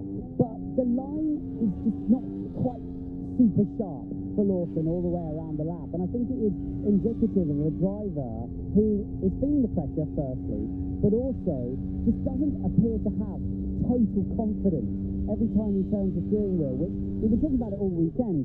In these long corners, you have to have the confidence that as you load the tyre more and more and more, the rear's not going to just snap on you late in the corner. This is the final corner that we saw with him when we jumped onto his lap and saw him cross the line. And as you can see, again, not happy to crank the steering wheel, little bit tentative. You know, and it's a driver who, every time he's attacked that car, every time he's gone for it, there's been an error there, and I think it's playing out in that qualifying performance. Thank you, Alex. I appreciate the analysis there, and a poignant graphic and a poignant message on the Aston Martin, remembering one of Formula One's great characters, Eddie Jordan, who passed away earlier in the week. Max Verstappen is the sole remaining Red Bull in the session. Liam Lawson is finding himself with the slowest time in both sessions as well. And the driver from New Zealand, who has worked so hard to get to Formula One, enduring a really tough time at the moment and searching for answers. We talked about how difficult that second Red Bull seat has become. Lawson, after just 11 Grand Prix, promoted to the senior team, given the chance. Alex Albon was given an opportunity after 12 races and had a season and a bit before he was dropped. Cedric Perez was brought in. Perez obviously winning races with the team. He won 5 Grand Prix with Red Bull, but again the performance disappearing. New race engineer again for Liam Lawson at the moment. The engineering side of the garage and the driver unable to find a way out of Q1. This is Q2. We have a green light at the end of the pit lane. We have 15 cars remaining. The 5 to fall, Gasly, Behrman was an operational error. Doohan makes it 2 Alpines out in 2 Q1s across the weekend of Q1 and original qualifying Q1. And then Gabriel Bortoleto, first time in his time, 3 sessions of the team, who's been the slowest of the Sauber drivers. And Liam Lawson, who we've spoken about, looking for answers and looking for space on the racetrack. Plenty of drivers queued up right now, waiting. They're all slowly making their way out of the pit. So at the end of Q1 there, the big guns all got through. Hamilton was sliding down towards 11th position, and there was a point where I wasn't sure if he'd definitely be safe. That's how things can change. He had a similar run at it as everyone else, got some laps on the board, and now can have a reset. Looked like he was on a scrub set of tyres as he was, or is about to be released from the garage at Ferrari. But it's just a scramble, isn't it, at the end, especially when everyone waits for the last moment there. Now you can reset, look at some data, make some tweaks to the car, and try and collect your thoughts. With five cars out of it already, you get a bit more space. Well, I challenge you to name any other championship that the grid is this tight. One week championships don't have the grid covered by a second. Yeah, Q1 has become unbelievably difficult because the standard required, there's no allowance. You talked about this a week ago when you used to have pole positions decided by over a second. And now we've got the entirety of the grid almost glued together. It means that big names are always at risk. The same applies for this session as well. We've lost one Red Bull, and if we were in many other years, you'd expect that to be the case. It's Red Bull's second decade of competition. They're celebrating 20 years. They've had the championships, 4 drivers' championships with Sebastian Vettel, 4 of them with Max Verstappen. Verstappen this year trying to be the second driver in the history of the championship, along with Michael Schumacher, to win 5 in a row. But at the moment, they can't find a way to get that second Red Bull into Q2. Yeah, it is a mystery, and the debate will go on. Do Red Bull build a car for one driver? And actually saw Christian Horner being challenged on that this weekend. What is it that Max wants from a car? And he explains that it's just so much front end. He asks for more and more and more front end. And, well, as Julian knows well, a nervous rear is one of the most difficult things to deal with if that's not your thing. And it wasn't my thing. So, you know, it just makes it so tricky when you commit at speed to know how far is the rear going to move. And with the size of these cars and the momentum that then moves in the roll before you actually get that sort of set point. You know, there's always that point from when you input the steering to the car taking its set, and it may only be a few milliseconds, but it's the difference between absolute confidence, absolute commitment, and absolute fear. Drivers are out there setting their first laps in the session. George Russell going out early, and George Russell assuming the role of team leader. And looking at his teammate first of all to set the time, and then Russell's a few metres back on the road. Kimi Antonelli is the first Mercedes to cross the line. 18-year-old from Northern Italy, DRS open, and goes, as you would expect, with the first push back ahead of Esteban Ocon, and a direct comparison between rookie and experienced hands. And there's 2/10 of a second between the two of them on the first runs in Q2. So the racing bulls have found a balance, haven't they? Because they're right in the mix when it comes to taking on the Mercedes. This is Weizsäcker through the final corner. Let's see what sort of time it is for Isaac Hadjar, and it fell away at the end there. He'll be disappointed because his teammate going really nicely in the first 2 sectors of the racetrack. Yuki Tsunoda, who got points earlier on, 6th place for him, holding off Kimi Antonelli. And Antonelli was there all race long. Japanese driver has 1 corner to go, and now he is going to show us the pace of that car, and the pace of that car is quicker than one of the Mercedes in the field. 2nd place for him. Yeah, that great visor cam that we had with Hadjar also gave us driver disappointment cam head shake as he went across the line, saw the time, and as you mentioned, it fell away just in the end. He's a driver that absolutely thrives on his emotion, as we saw in the long walk back in Melbourne. You don't have to guess with Isaac Hadjar. You know how he is feeling. Lando Norris has set a scorching time out there. Goes 4/10 of a second faster than Oscar Piastri. And Charles Leclerc will show us what his Ferrari has got. Applying a little bit of opposite lock as he got the power down out of 14. Driver who was on the back foot in Q1 earlier on. And he finds himself down in 7th. There's Hamilton. Charles Leclerc out of the box, miles off the benchmark time set by the 2 McLarens. Max Verstappen's going to join this party right now with the 3rd fastest time, and he is 4/10 of a second off Lando Norris's best. Norris's lap is scorching. That's the fastest lap ever done around this circuit that he's just pumped in. Fastest in all 3 sectors. He's hooked it up, and and it'll be interesting to see if he can keep it hooked up now for the rest, because at that pace looks unmatchable at this stage. The caveat is Russell wasn't on a new tyre there, and nor were the two Ferraris, so that's why they're a little bit further down than the rest. But Norris, compared to Piastri and Verstappen, are a long way clear, and finally puts a lap together. I guess unsurprisingly, Hamilton, with that confidence coming from the sprint victory, again being lead in terms of pace at Ferrari. Leclerc, no point this weekend, 2 or 3 practice or anything else, has really looked on top of his Ferrari. Chasing a balance and chasing an understanding. An incredibly strong qualifier usually. 26 times he's taken pole position in his Formula One career.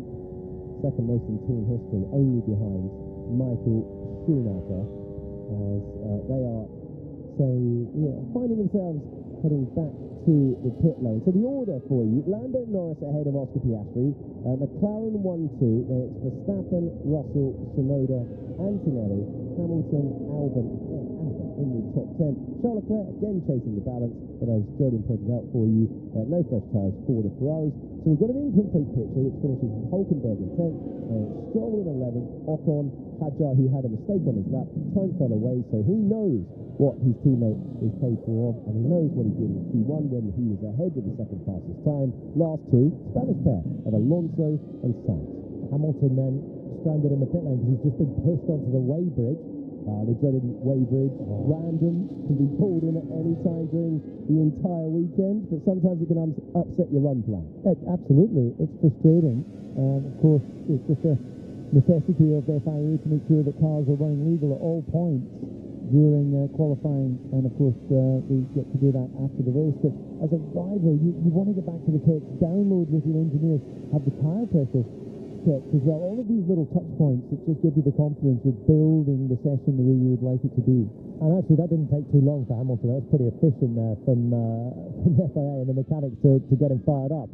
But it's also not ideal that he gets pulled in when he needs to do a lap on the next one. It's easier if you're Norris and you've just done a great lap to just relax a little bit, you know you're safely through, whereas Lewis will want to be doing what Nico Hülkenberg's doing and looking at a printout of how he can find a bit more time and go quicker now. Needs to unlock that little bit. We know he can do it because he's done it already this weekend, but the pressure of one lap coming up for both Ferraris. It's a wonderful pressure though. It's the magic moment.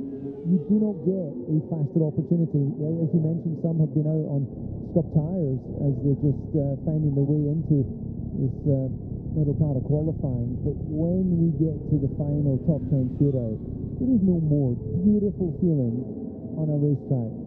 New tyres, max engine, track as good as it's going to get.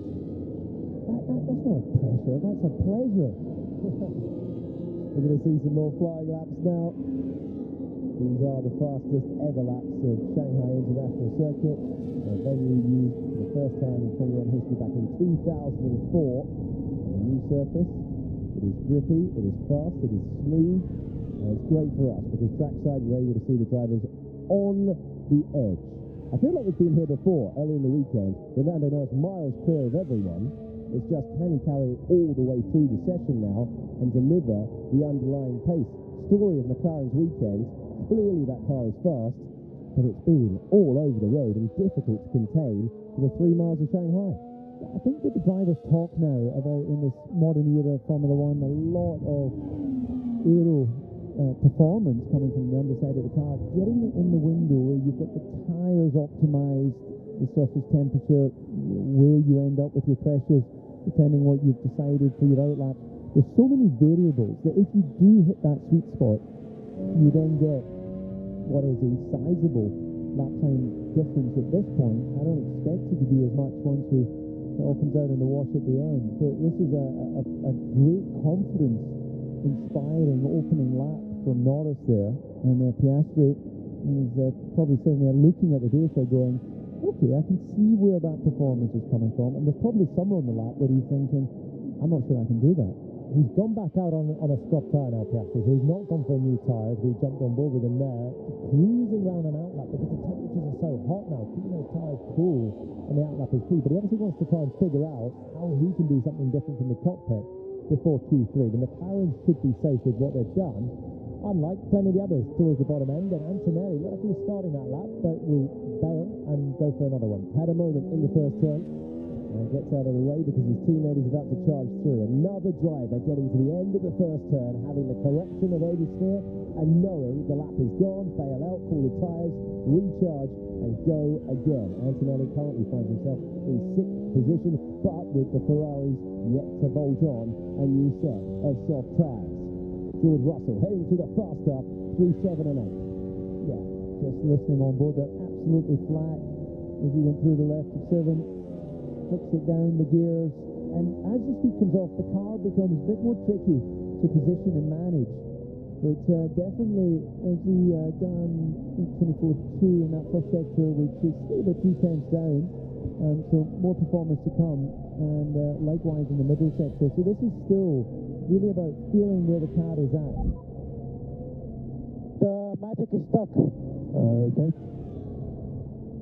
So maybe that is what happened to Antonelli then, the old brake magic. Brake magic. I haven't heard that for a couple of years. Button on the steering wheel, affects the temperatures, and affects the performance, certainly through a turn like turn 1. From turn 1 to turn 16, George Russell, needing a lap time to comfortably book his place in the next part of qualifying, is on for about second after 2/3 of the lap. Time falling away, he remains in 4th. Lewis Hamilton, fastest middle sector of anyone so far. Everyone has had a chance to reset the cars. Parc Fermé has been lifted. They had a chance to change, to implement what they learned in sprint qualifying and the sprint race earlier on, and Hamilton is still rapid. Yeah, but considering he's done the fastest middle sector, it shows what he's lost in the first. And he was fighting the car coming through 12 and 13 as well, where Leclerc is right now on the left-hand side of your picture. Hamilton with two corners to go, picking it up, and this will be a handy improvement still for him to launch him towards the sharp end. Charles Leclerc down in 10th position, driver at risk as we progress from Q2 to Q3. Hamilton up to 6th place. Again, not a lot being found in that third sector at the moment. Charles Leclerc is pushing on. Zhou Guanyu is the third driver for Ferrari this year. He's been cheered all the way around this racetrack with fan appearances, and Charles Leclerc goes ahead of Lewis Hamilton up to 6th place. Both of the Ferraris looking like they'd run out of grip come this final corner here that we join Ocon. There was no obvious signs of any issue under braking at the hairpin, maybe a bit squirrely as you mentioned, Joey, through 11, 12, 13. Ocon's given himself a chance. Hadjar gets the lap that he needs. He's up to 4th. The Ferraris are not safe. Hamilton's dropping down with that lap, and so many drivers further back are looking to improve. If we're looking at 3 of them on the bottom of the times, this is Antonelli. Ocon's in the drop zone, so is Hülkenberg, the Aston Martin pair of Stroll and Alonso and Sainz, hoping for a lap that just works in a way that no other has so far this weekend. Antonelli felt the need to go again after a mistake through turn number 1, had to bail out of it. Can he get near his teammate? Can he get anywhere close? No, he's at risk. Alex Albon is currently in 10th, but Antonelli is vulnerable in 9th position. Fernando Alonso is rotating his Aston Martin through the final corner. Not enough pace though. The Astons are out, 13th and 14th, and now Sainz is across the line, and he still can't find a tune from that Williams. His teammate has managed to get into 10th position, but he is out in the second part of qualifying. Ocon, Hülkenberg, Alonso ahead of Stroll, and the man you are looking at, Carlos Sainz, the 5 to fall. Alex Albon makes it through. Kimi Antonelli is ahead of him. The Ferraris didn't have great overall pace, so they booked their place in Q3, and this is on board with the man who finished 6th in the Formula 2 Championship last year. Yeah, carried a massive amount of speed in the first phase. And then, as you can see, the ripples, the bumps later in 1 blending into 2, just couldn't hold the car and started correcting. That was the first lap with Antonelli, wasn't it? Then he went again and was actually just 5 thousandths away from the best lap that he's done that's been enough to take him through. That is precisely the difference between him and Albon, who snuck through once again in 10th position. And the Ferraris, Hamilton pole yesterday, of course, fastest middle sector of anyone, sneaking through by a 10th. Yeah, crazy old laps. Okay, well that doesn't really, we need to get on to Alonso's engineer to ask him to expand on that. What was crazy? Was it traffic? Was it just generally getting everything into the window? And, well, to go on board Albon. A lot of questions going into the year. Would he stand up to being challenged by a driver that's won Grand Prix? And on the basis of, well, 2 qualifying sessions, so far so good. He was really relishing having a chance to prove himself up against a 4-time Grand Prix winner. He's done so much work behind the scenes to evaluate where he needs to improve. He says that off track, he's seen Sainz come into that team and been reminded that you need to keep on challenging, that you don't just accept that how it is how it is. And he's been very motivated by Sainz's appearance. Sainz is still trying to unlock the balance of that car, trying to understand how the Williams operates compared to the Ferrari. But Albon has had a fire lit underneath him. He's in Q3 again. Yeah, I love your turn of phrase when you go, he's trying to find a tune on that Williams. I'll try not to steal that too often. It's a great expression where, in the same way, the great musicians find something with their... Yeah, just stuck it. Always get. Yeah. 300ths is a luxury margin on this weekend. Yeah, punching the air as well. It doesn't matter what the time difference is, as long as it's in your favour. So he gets through and he's delighted to do so. But how about the turn of pace from the Racing Bulls? Isaac Hadjar said in the Thursday press conference he was so relieved this was a back-to-back. This is the most important thing for him, because he got another opportunity. After he was so disconsolate in Melbourne, he's turned up, and again, after 2 parts of qualifying, he's the lead Racing Bull. Yeah, that car is clearly working well, and what was painful to watch in Melbourne, that emotional long walk back, not the only driver to make a mistake there, much more experienced guys dropped it during that challenging Grand Prix, but he's bounced back. Clearly felt the change. Could have pushed more. Well, that's the sort of thing you want to hear. A driver that realises there's more potential, there's more opportunity. Well, we have our top 10 order set. Before we get to Q3, let's get some analysis with Alex Brundle. Nice to hear the fight from last year's Formula 2 Championship runner-up. We've had the 3 rookies that are out in Q1 through the pen. Lawson obviously looking dejected, doing a bit more calm. They know the situation down at Alpine with the rear wing change. They have to make it. At least Gasly, his more experienced teammate, was out in Q1 as well. Bortoletto looking angry. You've got to remember that that's the first time in his Grand Prix career he's actually found himself out in the first part of qualifying. Agree with you guys. What a session it's been for RB so far. Tsunoda actually ends that session fastest in the middle sector. And I want to take a look at it and just see where that car is plugged in, if we can, because I'm sure it's pretty impressive. Norris fastest in the first and the final. Down towards turn 6 then. Car follows the steering wheel nicely for Tsunoda. All looking calm at the moment. And I think they're keeping the tyre in through this middle sector. We saw a couple of onboards from the Ferrari where they're really starting to overheat the rear tyre as they head in towards turn 9 and 10. Lovely balance there for Tsunoda. Follows the steering wheel down towards the apex of 9 and then takes off. See how he can lean on the rear tyre out through 10 and then can be aggressive on the brakes down towards 11 and 12. And then Tsunoda making his way through the exit. So brilliant stuff from them. That really boding well, not only for qualifying performance with both cars through to Q3, but also to maintain the performance of the tyre through a race distance, because of course sector 2, where all the corners are, no slip means no tyre dead, no tyre dead means speed on Grand Prix Sunday. It is time for the third part of qualifying.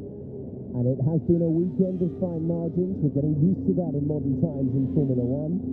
But intriguingly, it is Max Verstappen instantly out to queue up first. Sometimes he wants to be last, sometimes he wants to be first.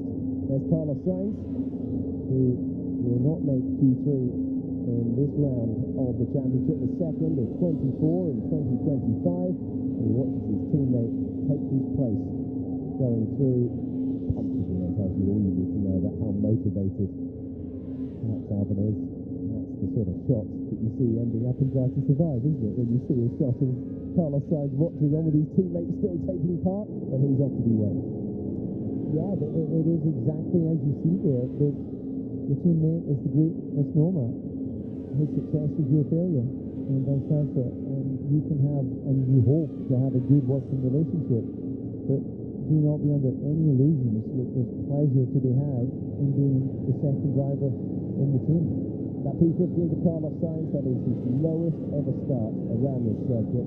He's raced here 7 times before in Shanghai. A reference for you, McLaren have not scored a top 3 start in Grand Prix qualifying here since Lewis Hamilton left the team at the end of 2012. This time last year they hadn't brought the update that transformed their season, that won them the Constructors' Championship by the time that we got to Abu Dhabi. We have 12 minutes on the board. We have many contenders for pole. It's going to be a strong lap to take the second pole position of the year. A reminder for you, hey, the graphics team's got it as well. Oscar Piastri, he's done it in the sprint format, but never when it comes to the Grand Prix. Look at those eyes. They've been blinking. Absolute focus. They're armed with all the information that their team can give them. All the engineering knowledge, all the track knowledge. They know how the track will evolve as you go through the session. Track temperature stable as we go into the later part of the afternoon here. And as I said earlier, it's a pleasure to qualify a Formula One car. There is pressure, of course. When I said there wasn't, of course there is. But that pressure reduces when you're confident that the car will go where you think you want it to be on the racetrack. You're not fighting it. And then if you can get a lap of perfection, of course, the lap time delivers. So, fascinating stories everywhere we look. Max Verstappen got within 200ths of a second of sprint pole yesterday, even though he's having to hustle that car in the way that others aren't.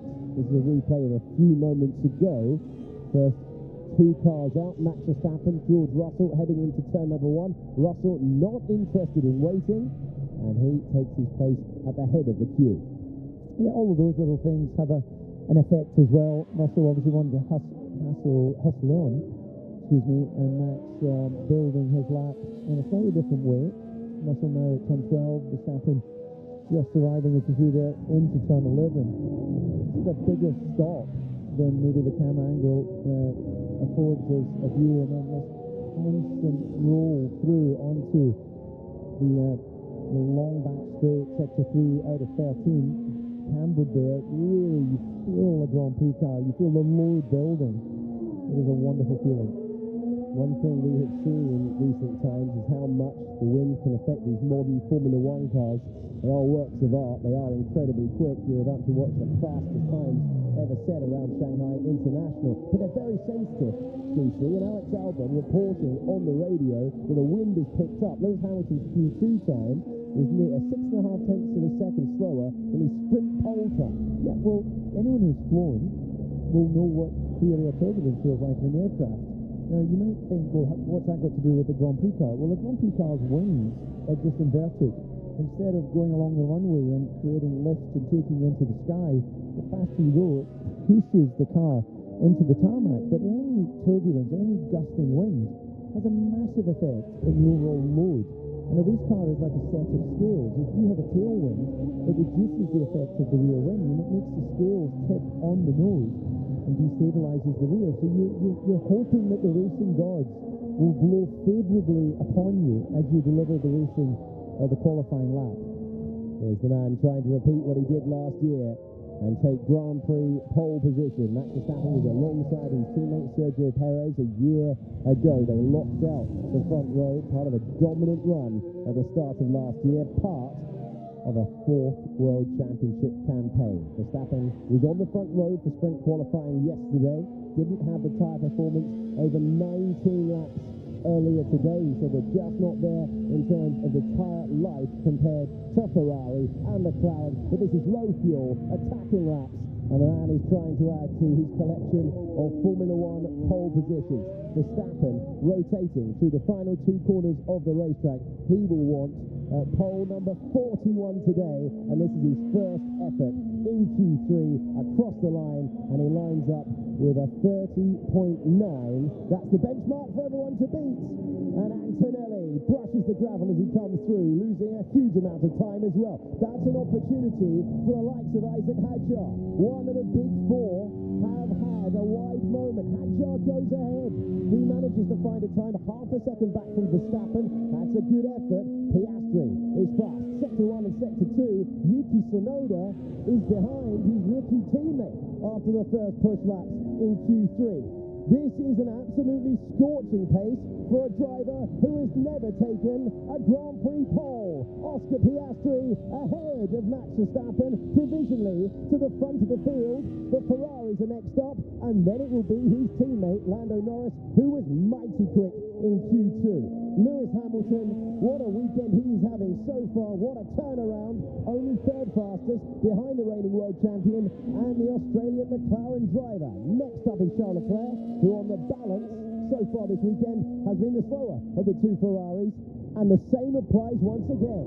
He's 3/10 of a second back from Piastri. What about Lando Norris, though? Can he get on terms? No, he can't, despite the fastest final sector so far. He's 900ths of a second off. McLaren 1-2, but it's Piastri ahead of Norris. Yeah, and the key to that time right now is that first sector.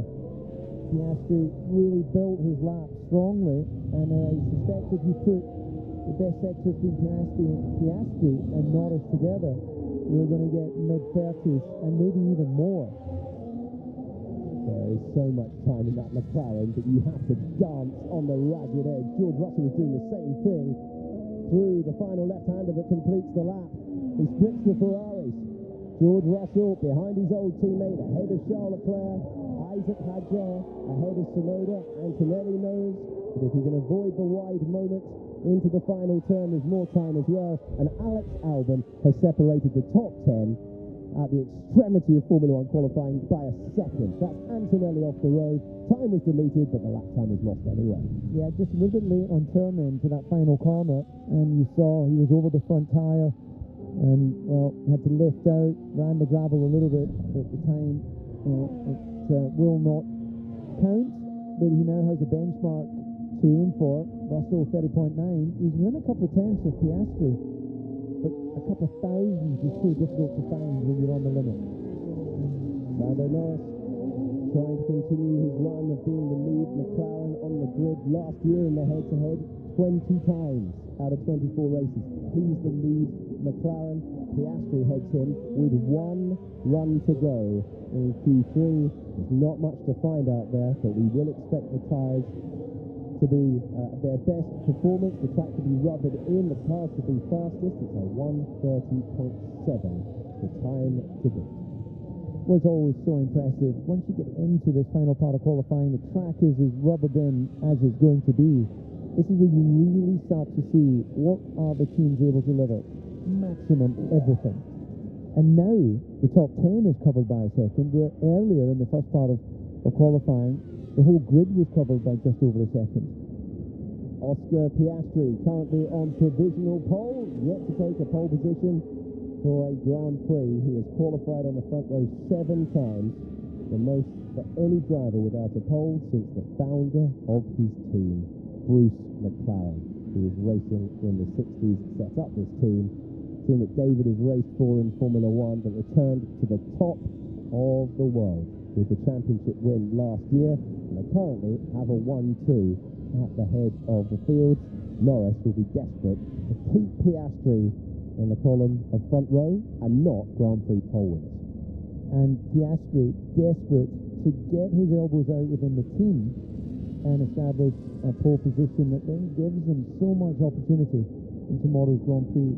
He had enough in Melbourne of following the gearbox of his teammate, wasn't happy being told to hold station through the traffic, and well, he can right all those wrongs here. He was absolutely distraught with how things unfolded in the final stages. A strong second, wanted the chance to race his teammate all the way to the end. The intervention, that rain shower changing everything. The Australian crowd cheering him back into the race. Somehow he recovered to score points with a great move on the last lap past Lewis Hamilton. Can McLaren convert what they have managed to put on the board with run 1? This is Max Verstappen and the Racing Bulls.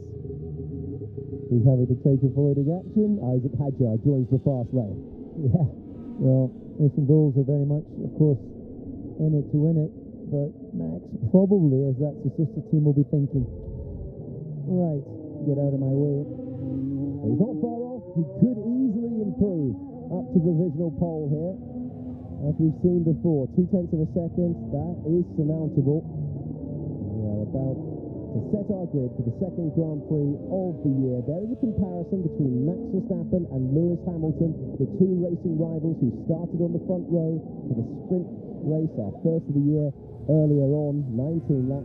And it wasn't the tyre performance that Verstappen wanted, and he's currently chasing Isaac Hadjar around. Something about the way this car's lined up to suggest that might change by the time. Yeah, there you go, and Isaac Hadjar wisely gets out of the way. Yeah, I was beginning to wonder whether Max was going to see that as an opportunity, given the Racing Bulls being competitive, whether he would take a distant toll. Any help that you can get can make a difference, but in the end, well, Max plows his own furrow. He's going to have a completely clear track ahead to Antonelli, who's just about to launch his, what will be, if he gets a clean lap, his only timed lap of this qualifying session. 2-minute warning on the board for Q3. These are the final runs in Grand Prix qualifying to decide the top 10 for the second round of the year in the Formula One World Championship. We're setting flying laps at Shanghai International. Max Verstappen closes the DRS and sends the car into the seemingly never-ending turn number 1. He's looking to improve by over 0.2 of a second and put the pressure on the two McLarens.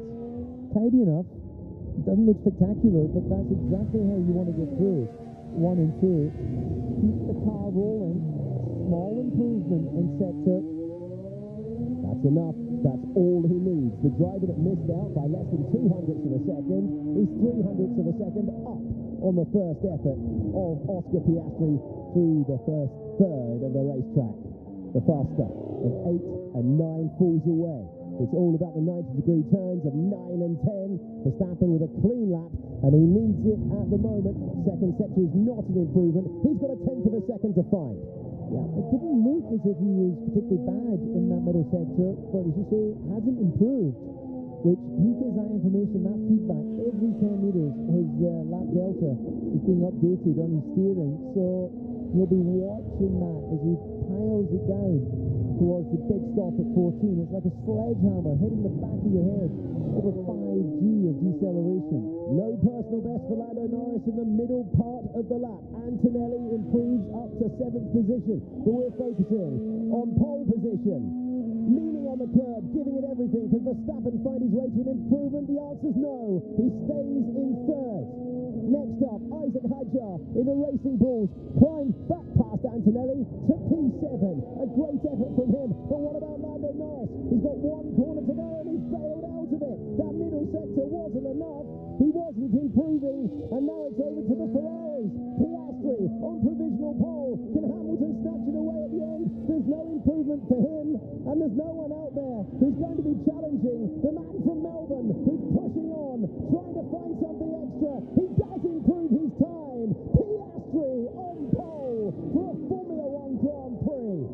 The man from Melbourne, after the misery a week ago, has found his way back, and it's personal best in Sector 1 and Sector 2 for George Russell. It's an ordinary middle part of the lap for Charles Leclerc, who cannot find the balance his teammate has had. Let's see whether he can find something in the final sector that changes all of that. The answer is no.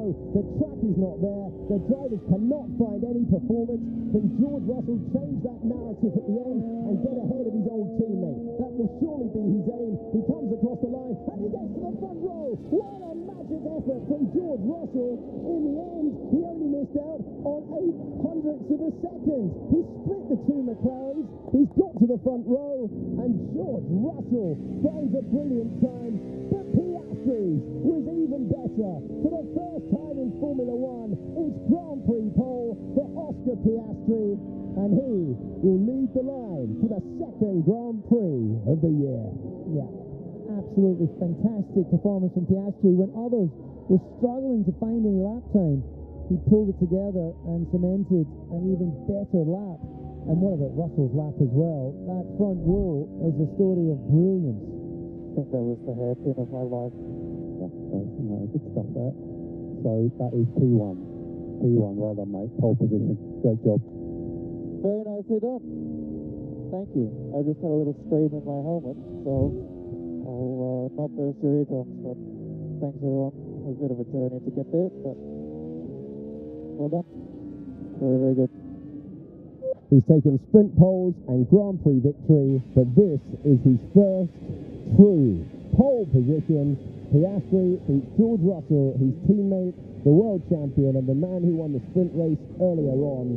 And he's done it by the margin, very nearly the margin he missed out on yesterday. 800ths of a second.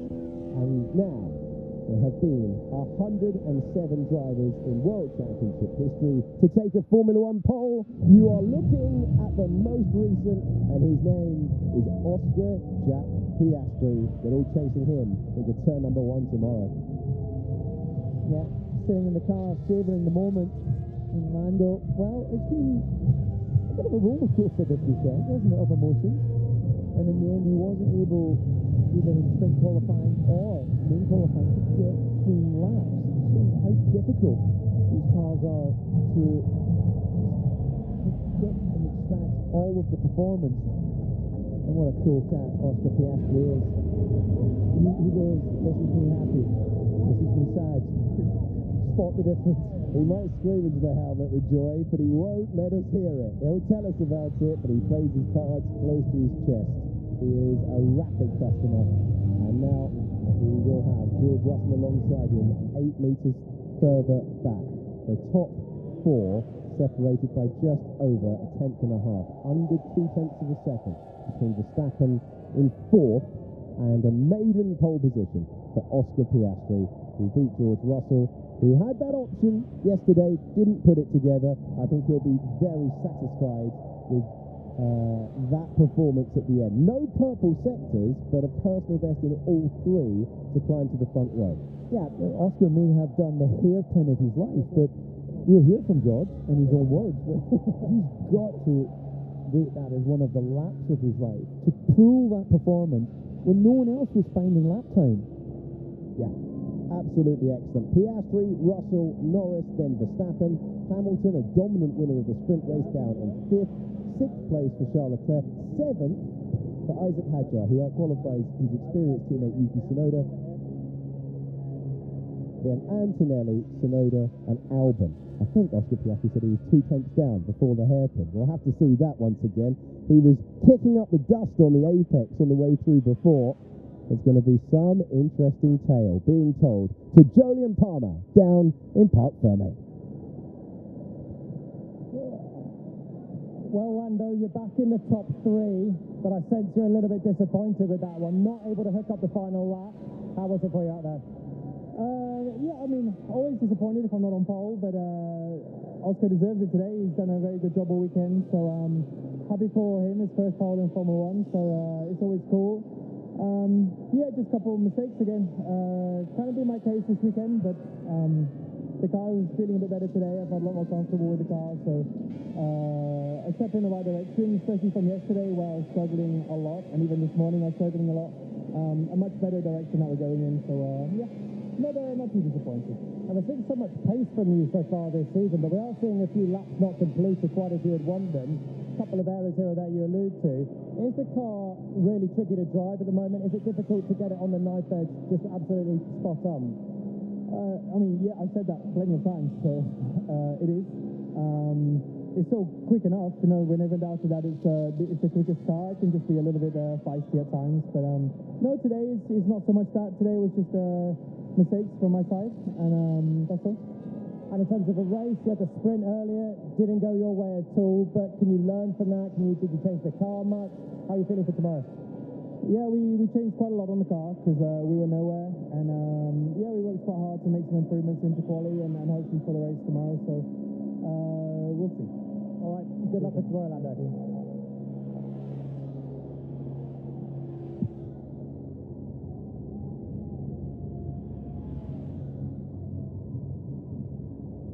George, what a performance on the front row in 2025. How was that for you?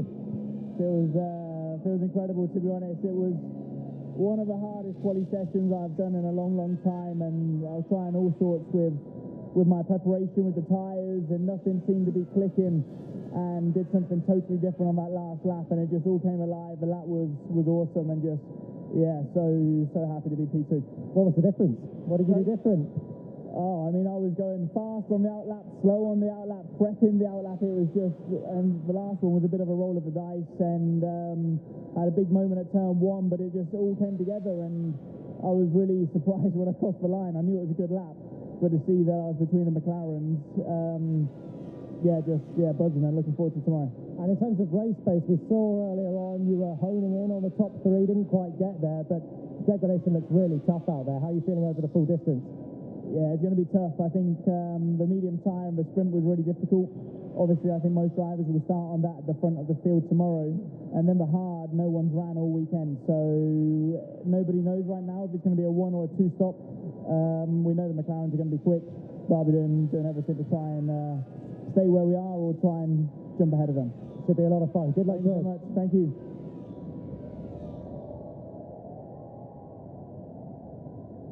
Oscar Piastri, Grand Prix pole position for the first time, and what a way to do it. 2 laps that would have had it there for you. You just seem hooked up today. I'm glad it looked like that because it didn't feel like that. I think, Q3, just found a lot of pace. Q1 and Q2 I was genuinely struggling. The car just came alive in Q3, and I think I came alive in Q3. So, happy with what I did at the end. Even still, the laps were a little bit scruffy, but very, very, I'm just pumped to be on pole, so very happy. You've just done the fastest ever lap at this circuit. New asphalt, loads of grip, obviously a car that's working well. How much of a buzz is it to drive at these speeds? It's a lot of fun. I think with the new surface, it's extremely grippy, which for us, it's the best feeling in the world. So the other thing that comes with that is when you lose grip, it bites. I think you've probably seen a lot of snaps, a lot of moments this weekend, and with the surface we've got, it's pretty tricky. But when you hook it up, it feels pretty mega. So I'll take the fastest lap of Shanghai. Big smile from you, but there is still a race to do tomorrow, still a Grand Prix win to add to this pole position. And you had the dress rehearsal earlier on. Car looked good, but Ferrari looked exceptionally strong as well. How are you feeling? Obviously, a bit of clear air for you, hopefully, at the start of the race. Yeah, I think that is hopefully going to be a help. I was going to make sure I keep that clean air, but I was pretty happy after the sprint. I think we did the most that we could have. I was pretty happy with, I would have been happier with 1 spot higher, but how the race turned out, I couldn't have asked for much more. So I feel like we learned a lot this morning, and looking forward to trying to put that into use tomorrow. All right, well, congratulations, Oscar. Good luck for the race tomorrow. Well done.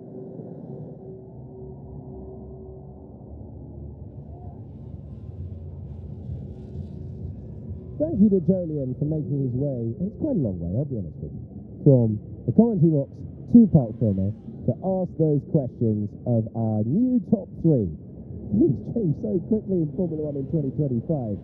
From a front row that comprised of Hamilton and Verstappen to a front row of Piastri and Russell, with Lando Norris and the skate on that final lap as well. The same thing again, and it's Oscar Piastri's side of the garage. They're hugging each other outside of my commentary box window. The 107th driver to take a World Championship pole position, and it's going to be a first ever Pirelli pole position trophy for Oscar Piastri, who was so upset with how things turned out 1 week ago and has turned the page in the best way possible.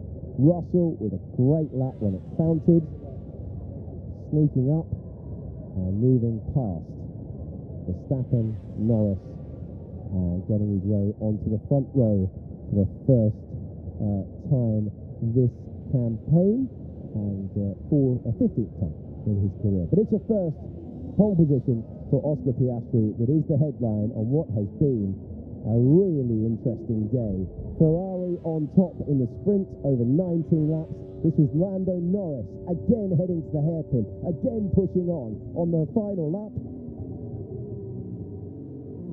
and again heading wide, getting on the curb, losing time, and in a few meters after this moment we joined him on board, bailing out. He knew no chance to improve, beaten to Formula 1 pole position in China by a 1/10.5. This was Yuki Tsunoda rotating the car, going to be into turn 13, and any snap, any moment. Oh, that's a massive moment. I was expecting an oversteer snap. Instead, Yuki scrubbing wide, heading off. Now that's an unusual one. We have heard from drivers that the tyre temperature, if it goes through the roof, if you cannot control the temperature, you will skate off at high speed. Looks inexplicable, but something the drivers have been aware of. The need to balance pushing around this lap with keeping the tyre in the window, absolutely vital. And it's Hadjar who's in 7th, Sonoda who is in 9th. Let's go back to the front because we have a new pole position holder in Formula 1. His name is Oscar Piastri. For the first time in the Grand Prix qualifying hour, he is on top. He'll be joined on the front row by George Russell. It's a third place for Lando Norris, who again, the second qualifying session in a row here in Shanghai, deep into the turn 14 hairpin. Max Verstappen in 4th for Red Bull. Lewis Hamilton, the lead Ferrari, ahead of Charles Leclerc, 5th and 6th. And in an amazing performance, 1 week on from the disappointment from Isaac Hadjar, who's ahead of Antonelli, his teammate Yuki Tsunoda, and a 10th place driver, Alex Albon. Esteban Ocon is in 11th, and then it's Nico Hulkenberg in 12th. Fernando Alonso is 13th, ahead of his teammate Lance Stroll. Then it's Carlos Sainz, who is out in Q2. Gasly, Behrman, Doohan, Bortoleto, and Liam Lawson were out in Q1 as we lose the 5 slowest drivers in those sessions. Australia will be delighted to know, for the first time since Daniel Ricciardo in Mexico, they have a driver starting the Grand Prix from the front of the field. Oscar Piastri ticks that box. He'll want the win when Formula 1 returns.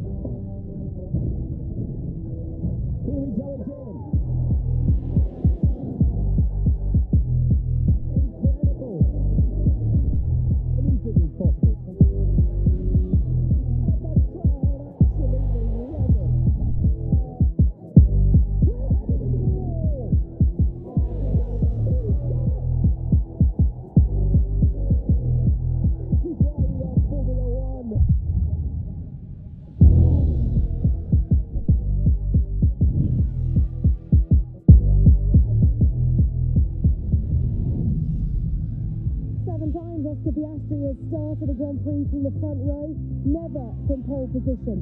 That all ends tomorrow here in Shanghai. The McLaren driver, enduring a torrid Australian Grand Prix on home soil, bounces back to claim pole position here in the heat of Shanghai. This is your post-qualifying show. Let's get into it. Hello and welcome down to a bustling pit lane.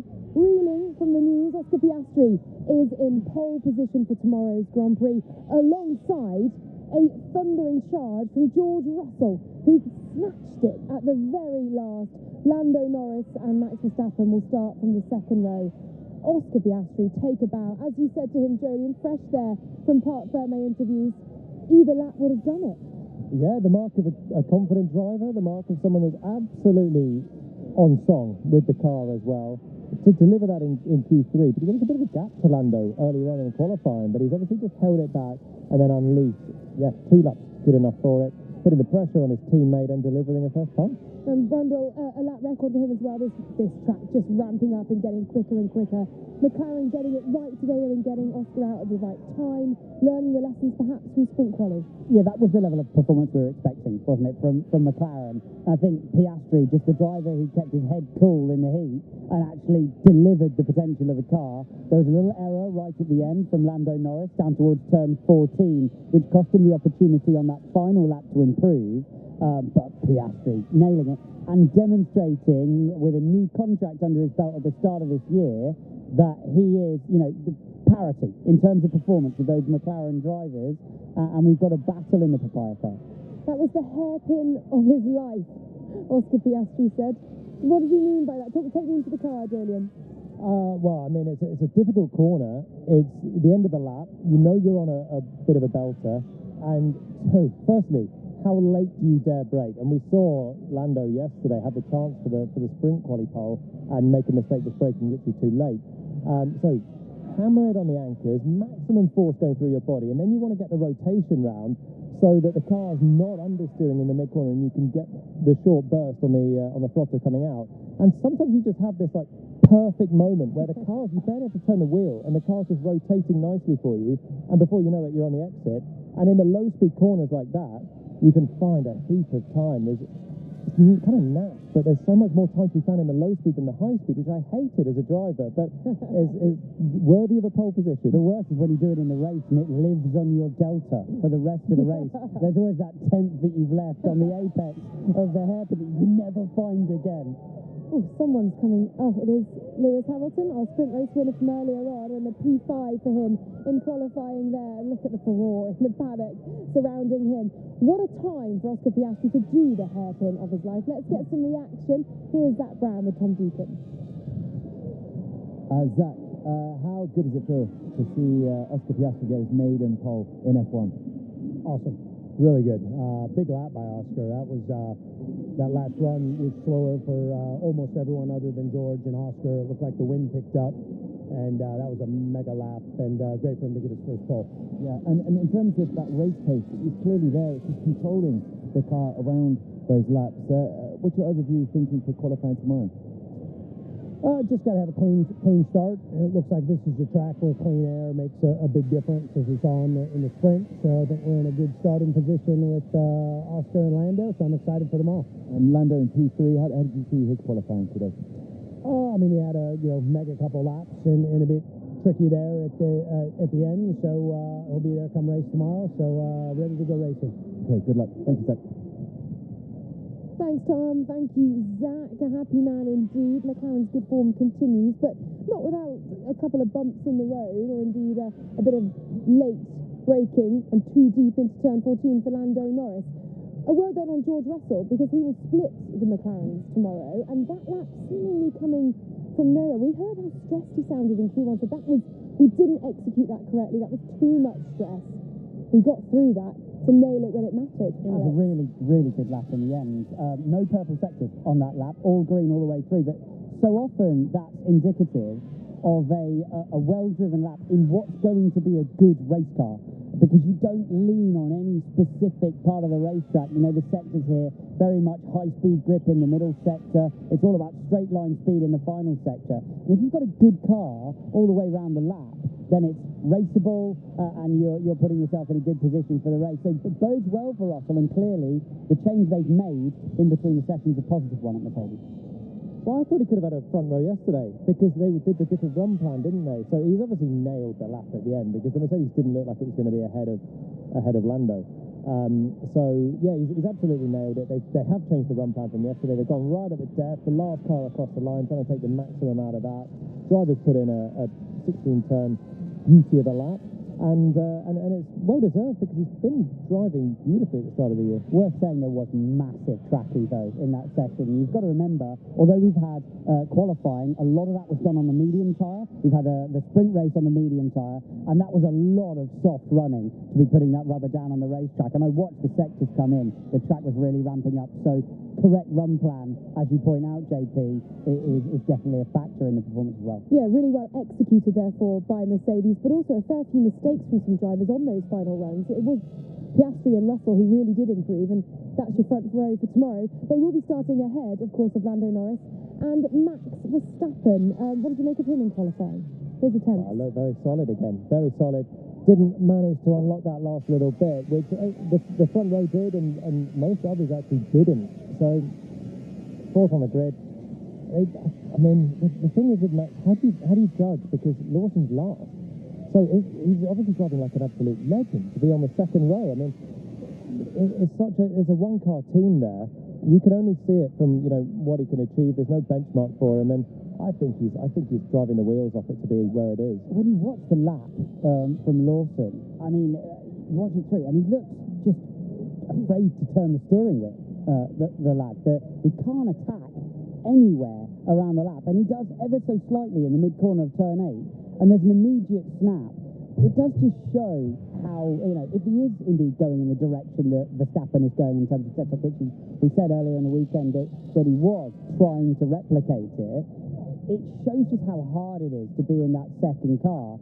But he's absolutely nowhere, and it's not a specific mistake. It just looks like on merit of the pace he's got.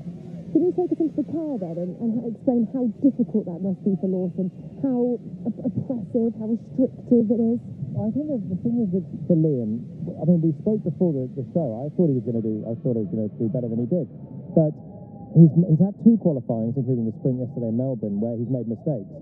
So he's got snappy halfway around the lap and blown it, and that's why he's been at the back. But his words and what it looks like is that if he had put the lap together, it would have been higher up. So I think he's taken the last few percent out of it to try and be clean. But the car's not quick enough now.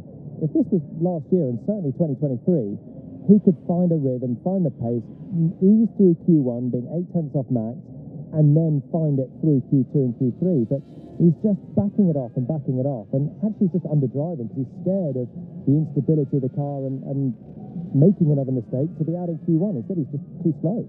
We're going to hear from Lawson in just a moment, but I'd like to bring in now Alex Albon, who made it into Q3. It's P10 tomorrow. Well done, Alex. And we heard how much that meant to you. The fifth time that come on over the radio. Clearly that was a huge aim for you today, and one that you can tick off. Well done. Yeah, thank you. I think it's more relief and just happiness in general. It feels like the RBs have got the upper hand on the midfield this weekend, and they're biting on the heels of the top teams. So you take everyone away, and P10 was kind of the golden target for us.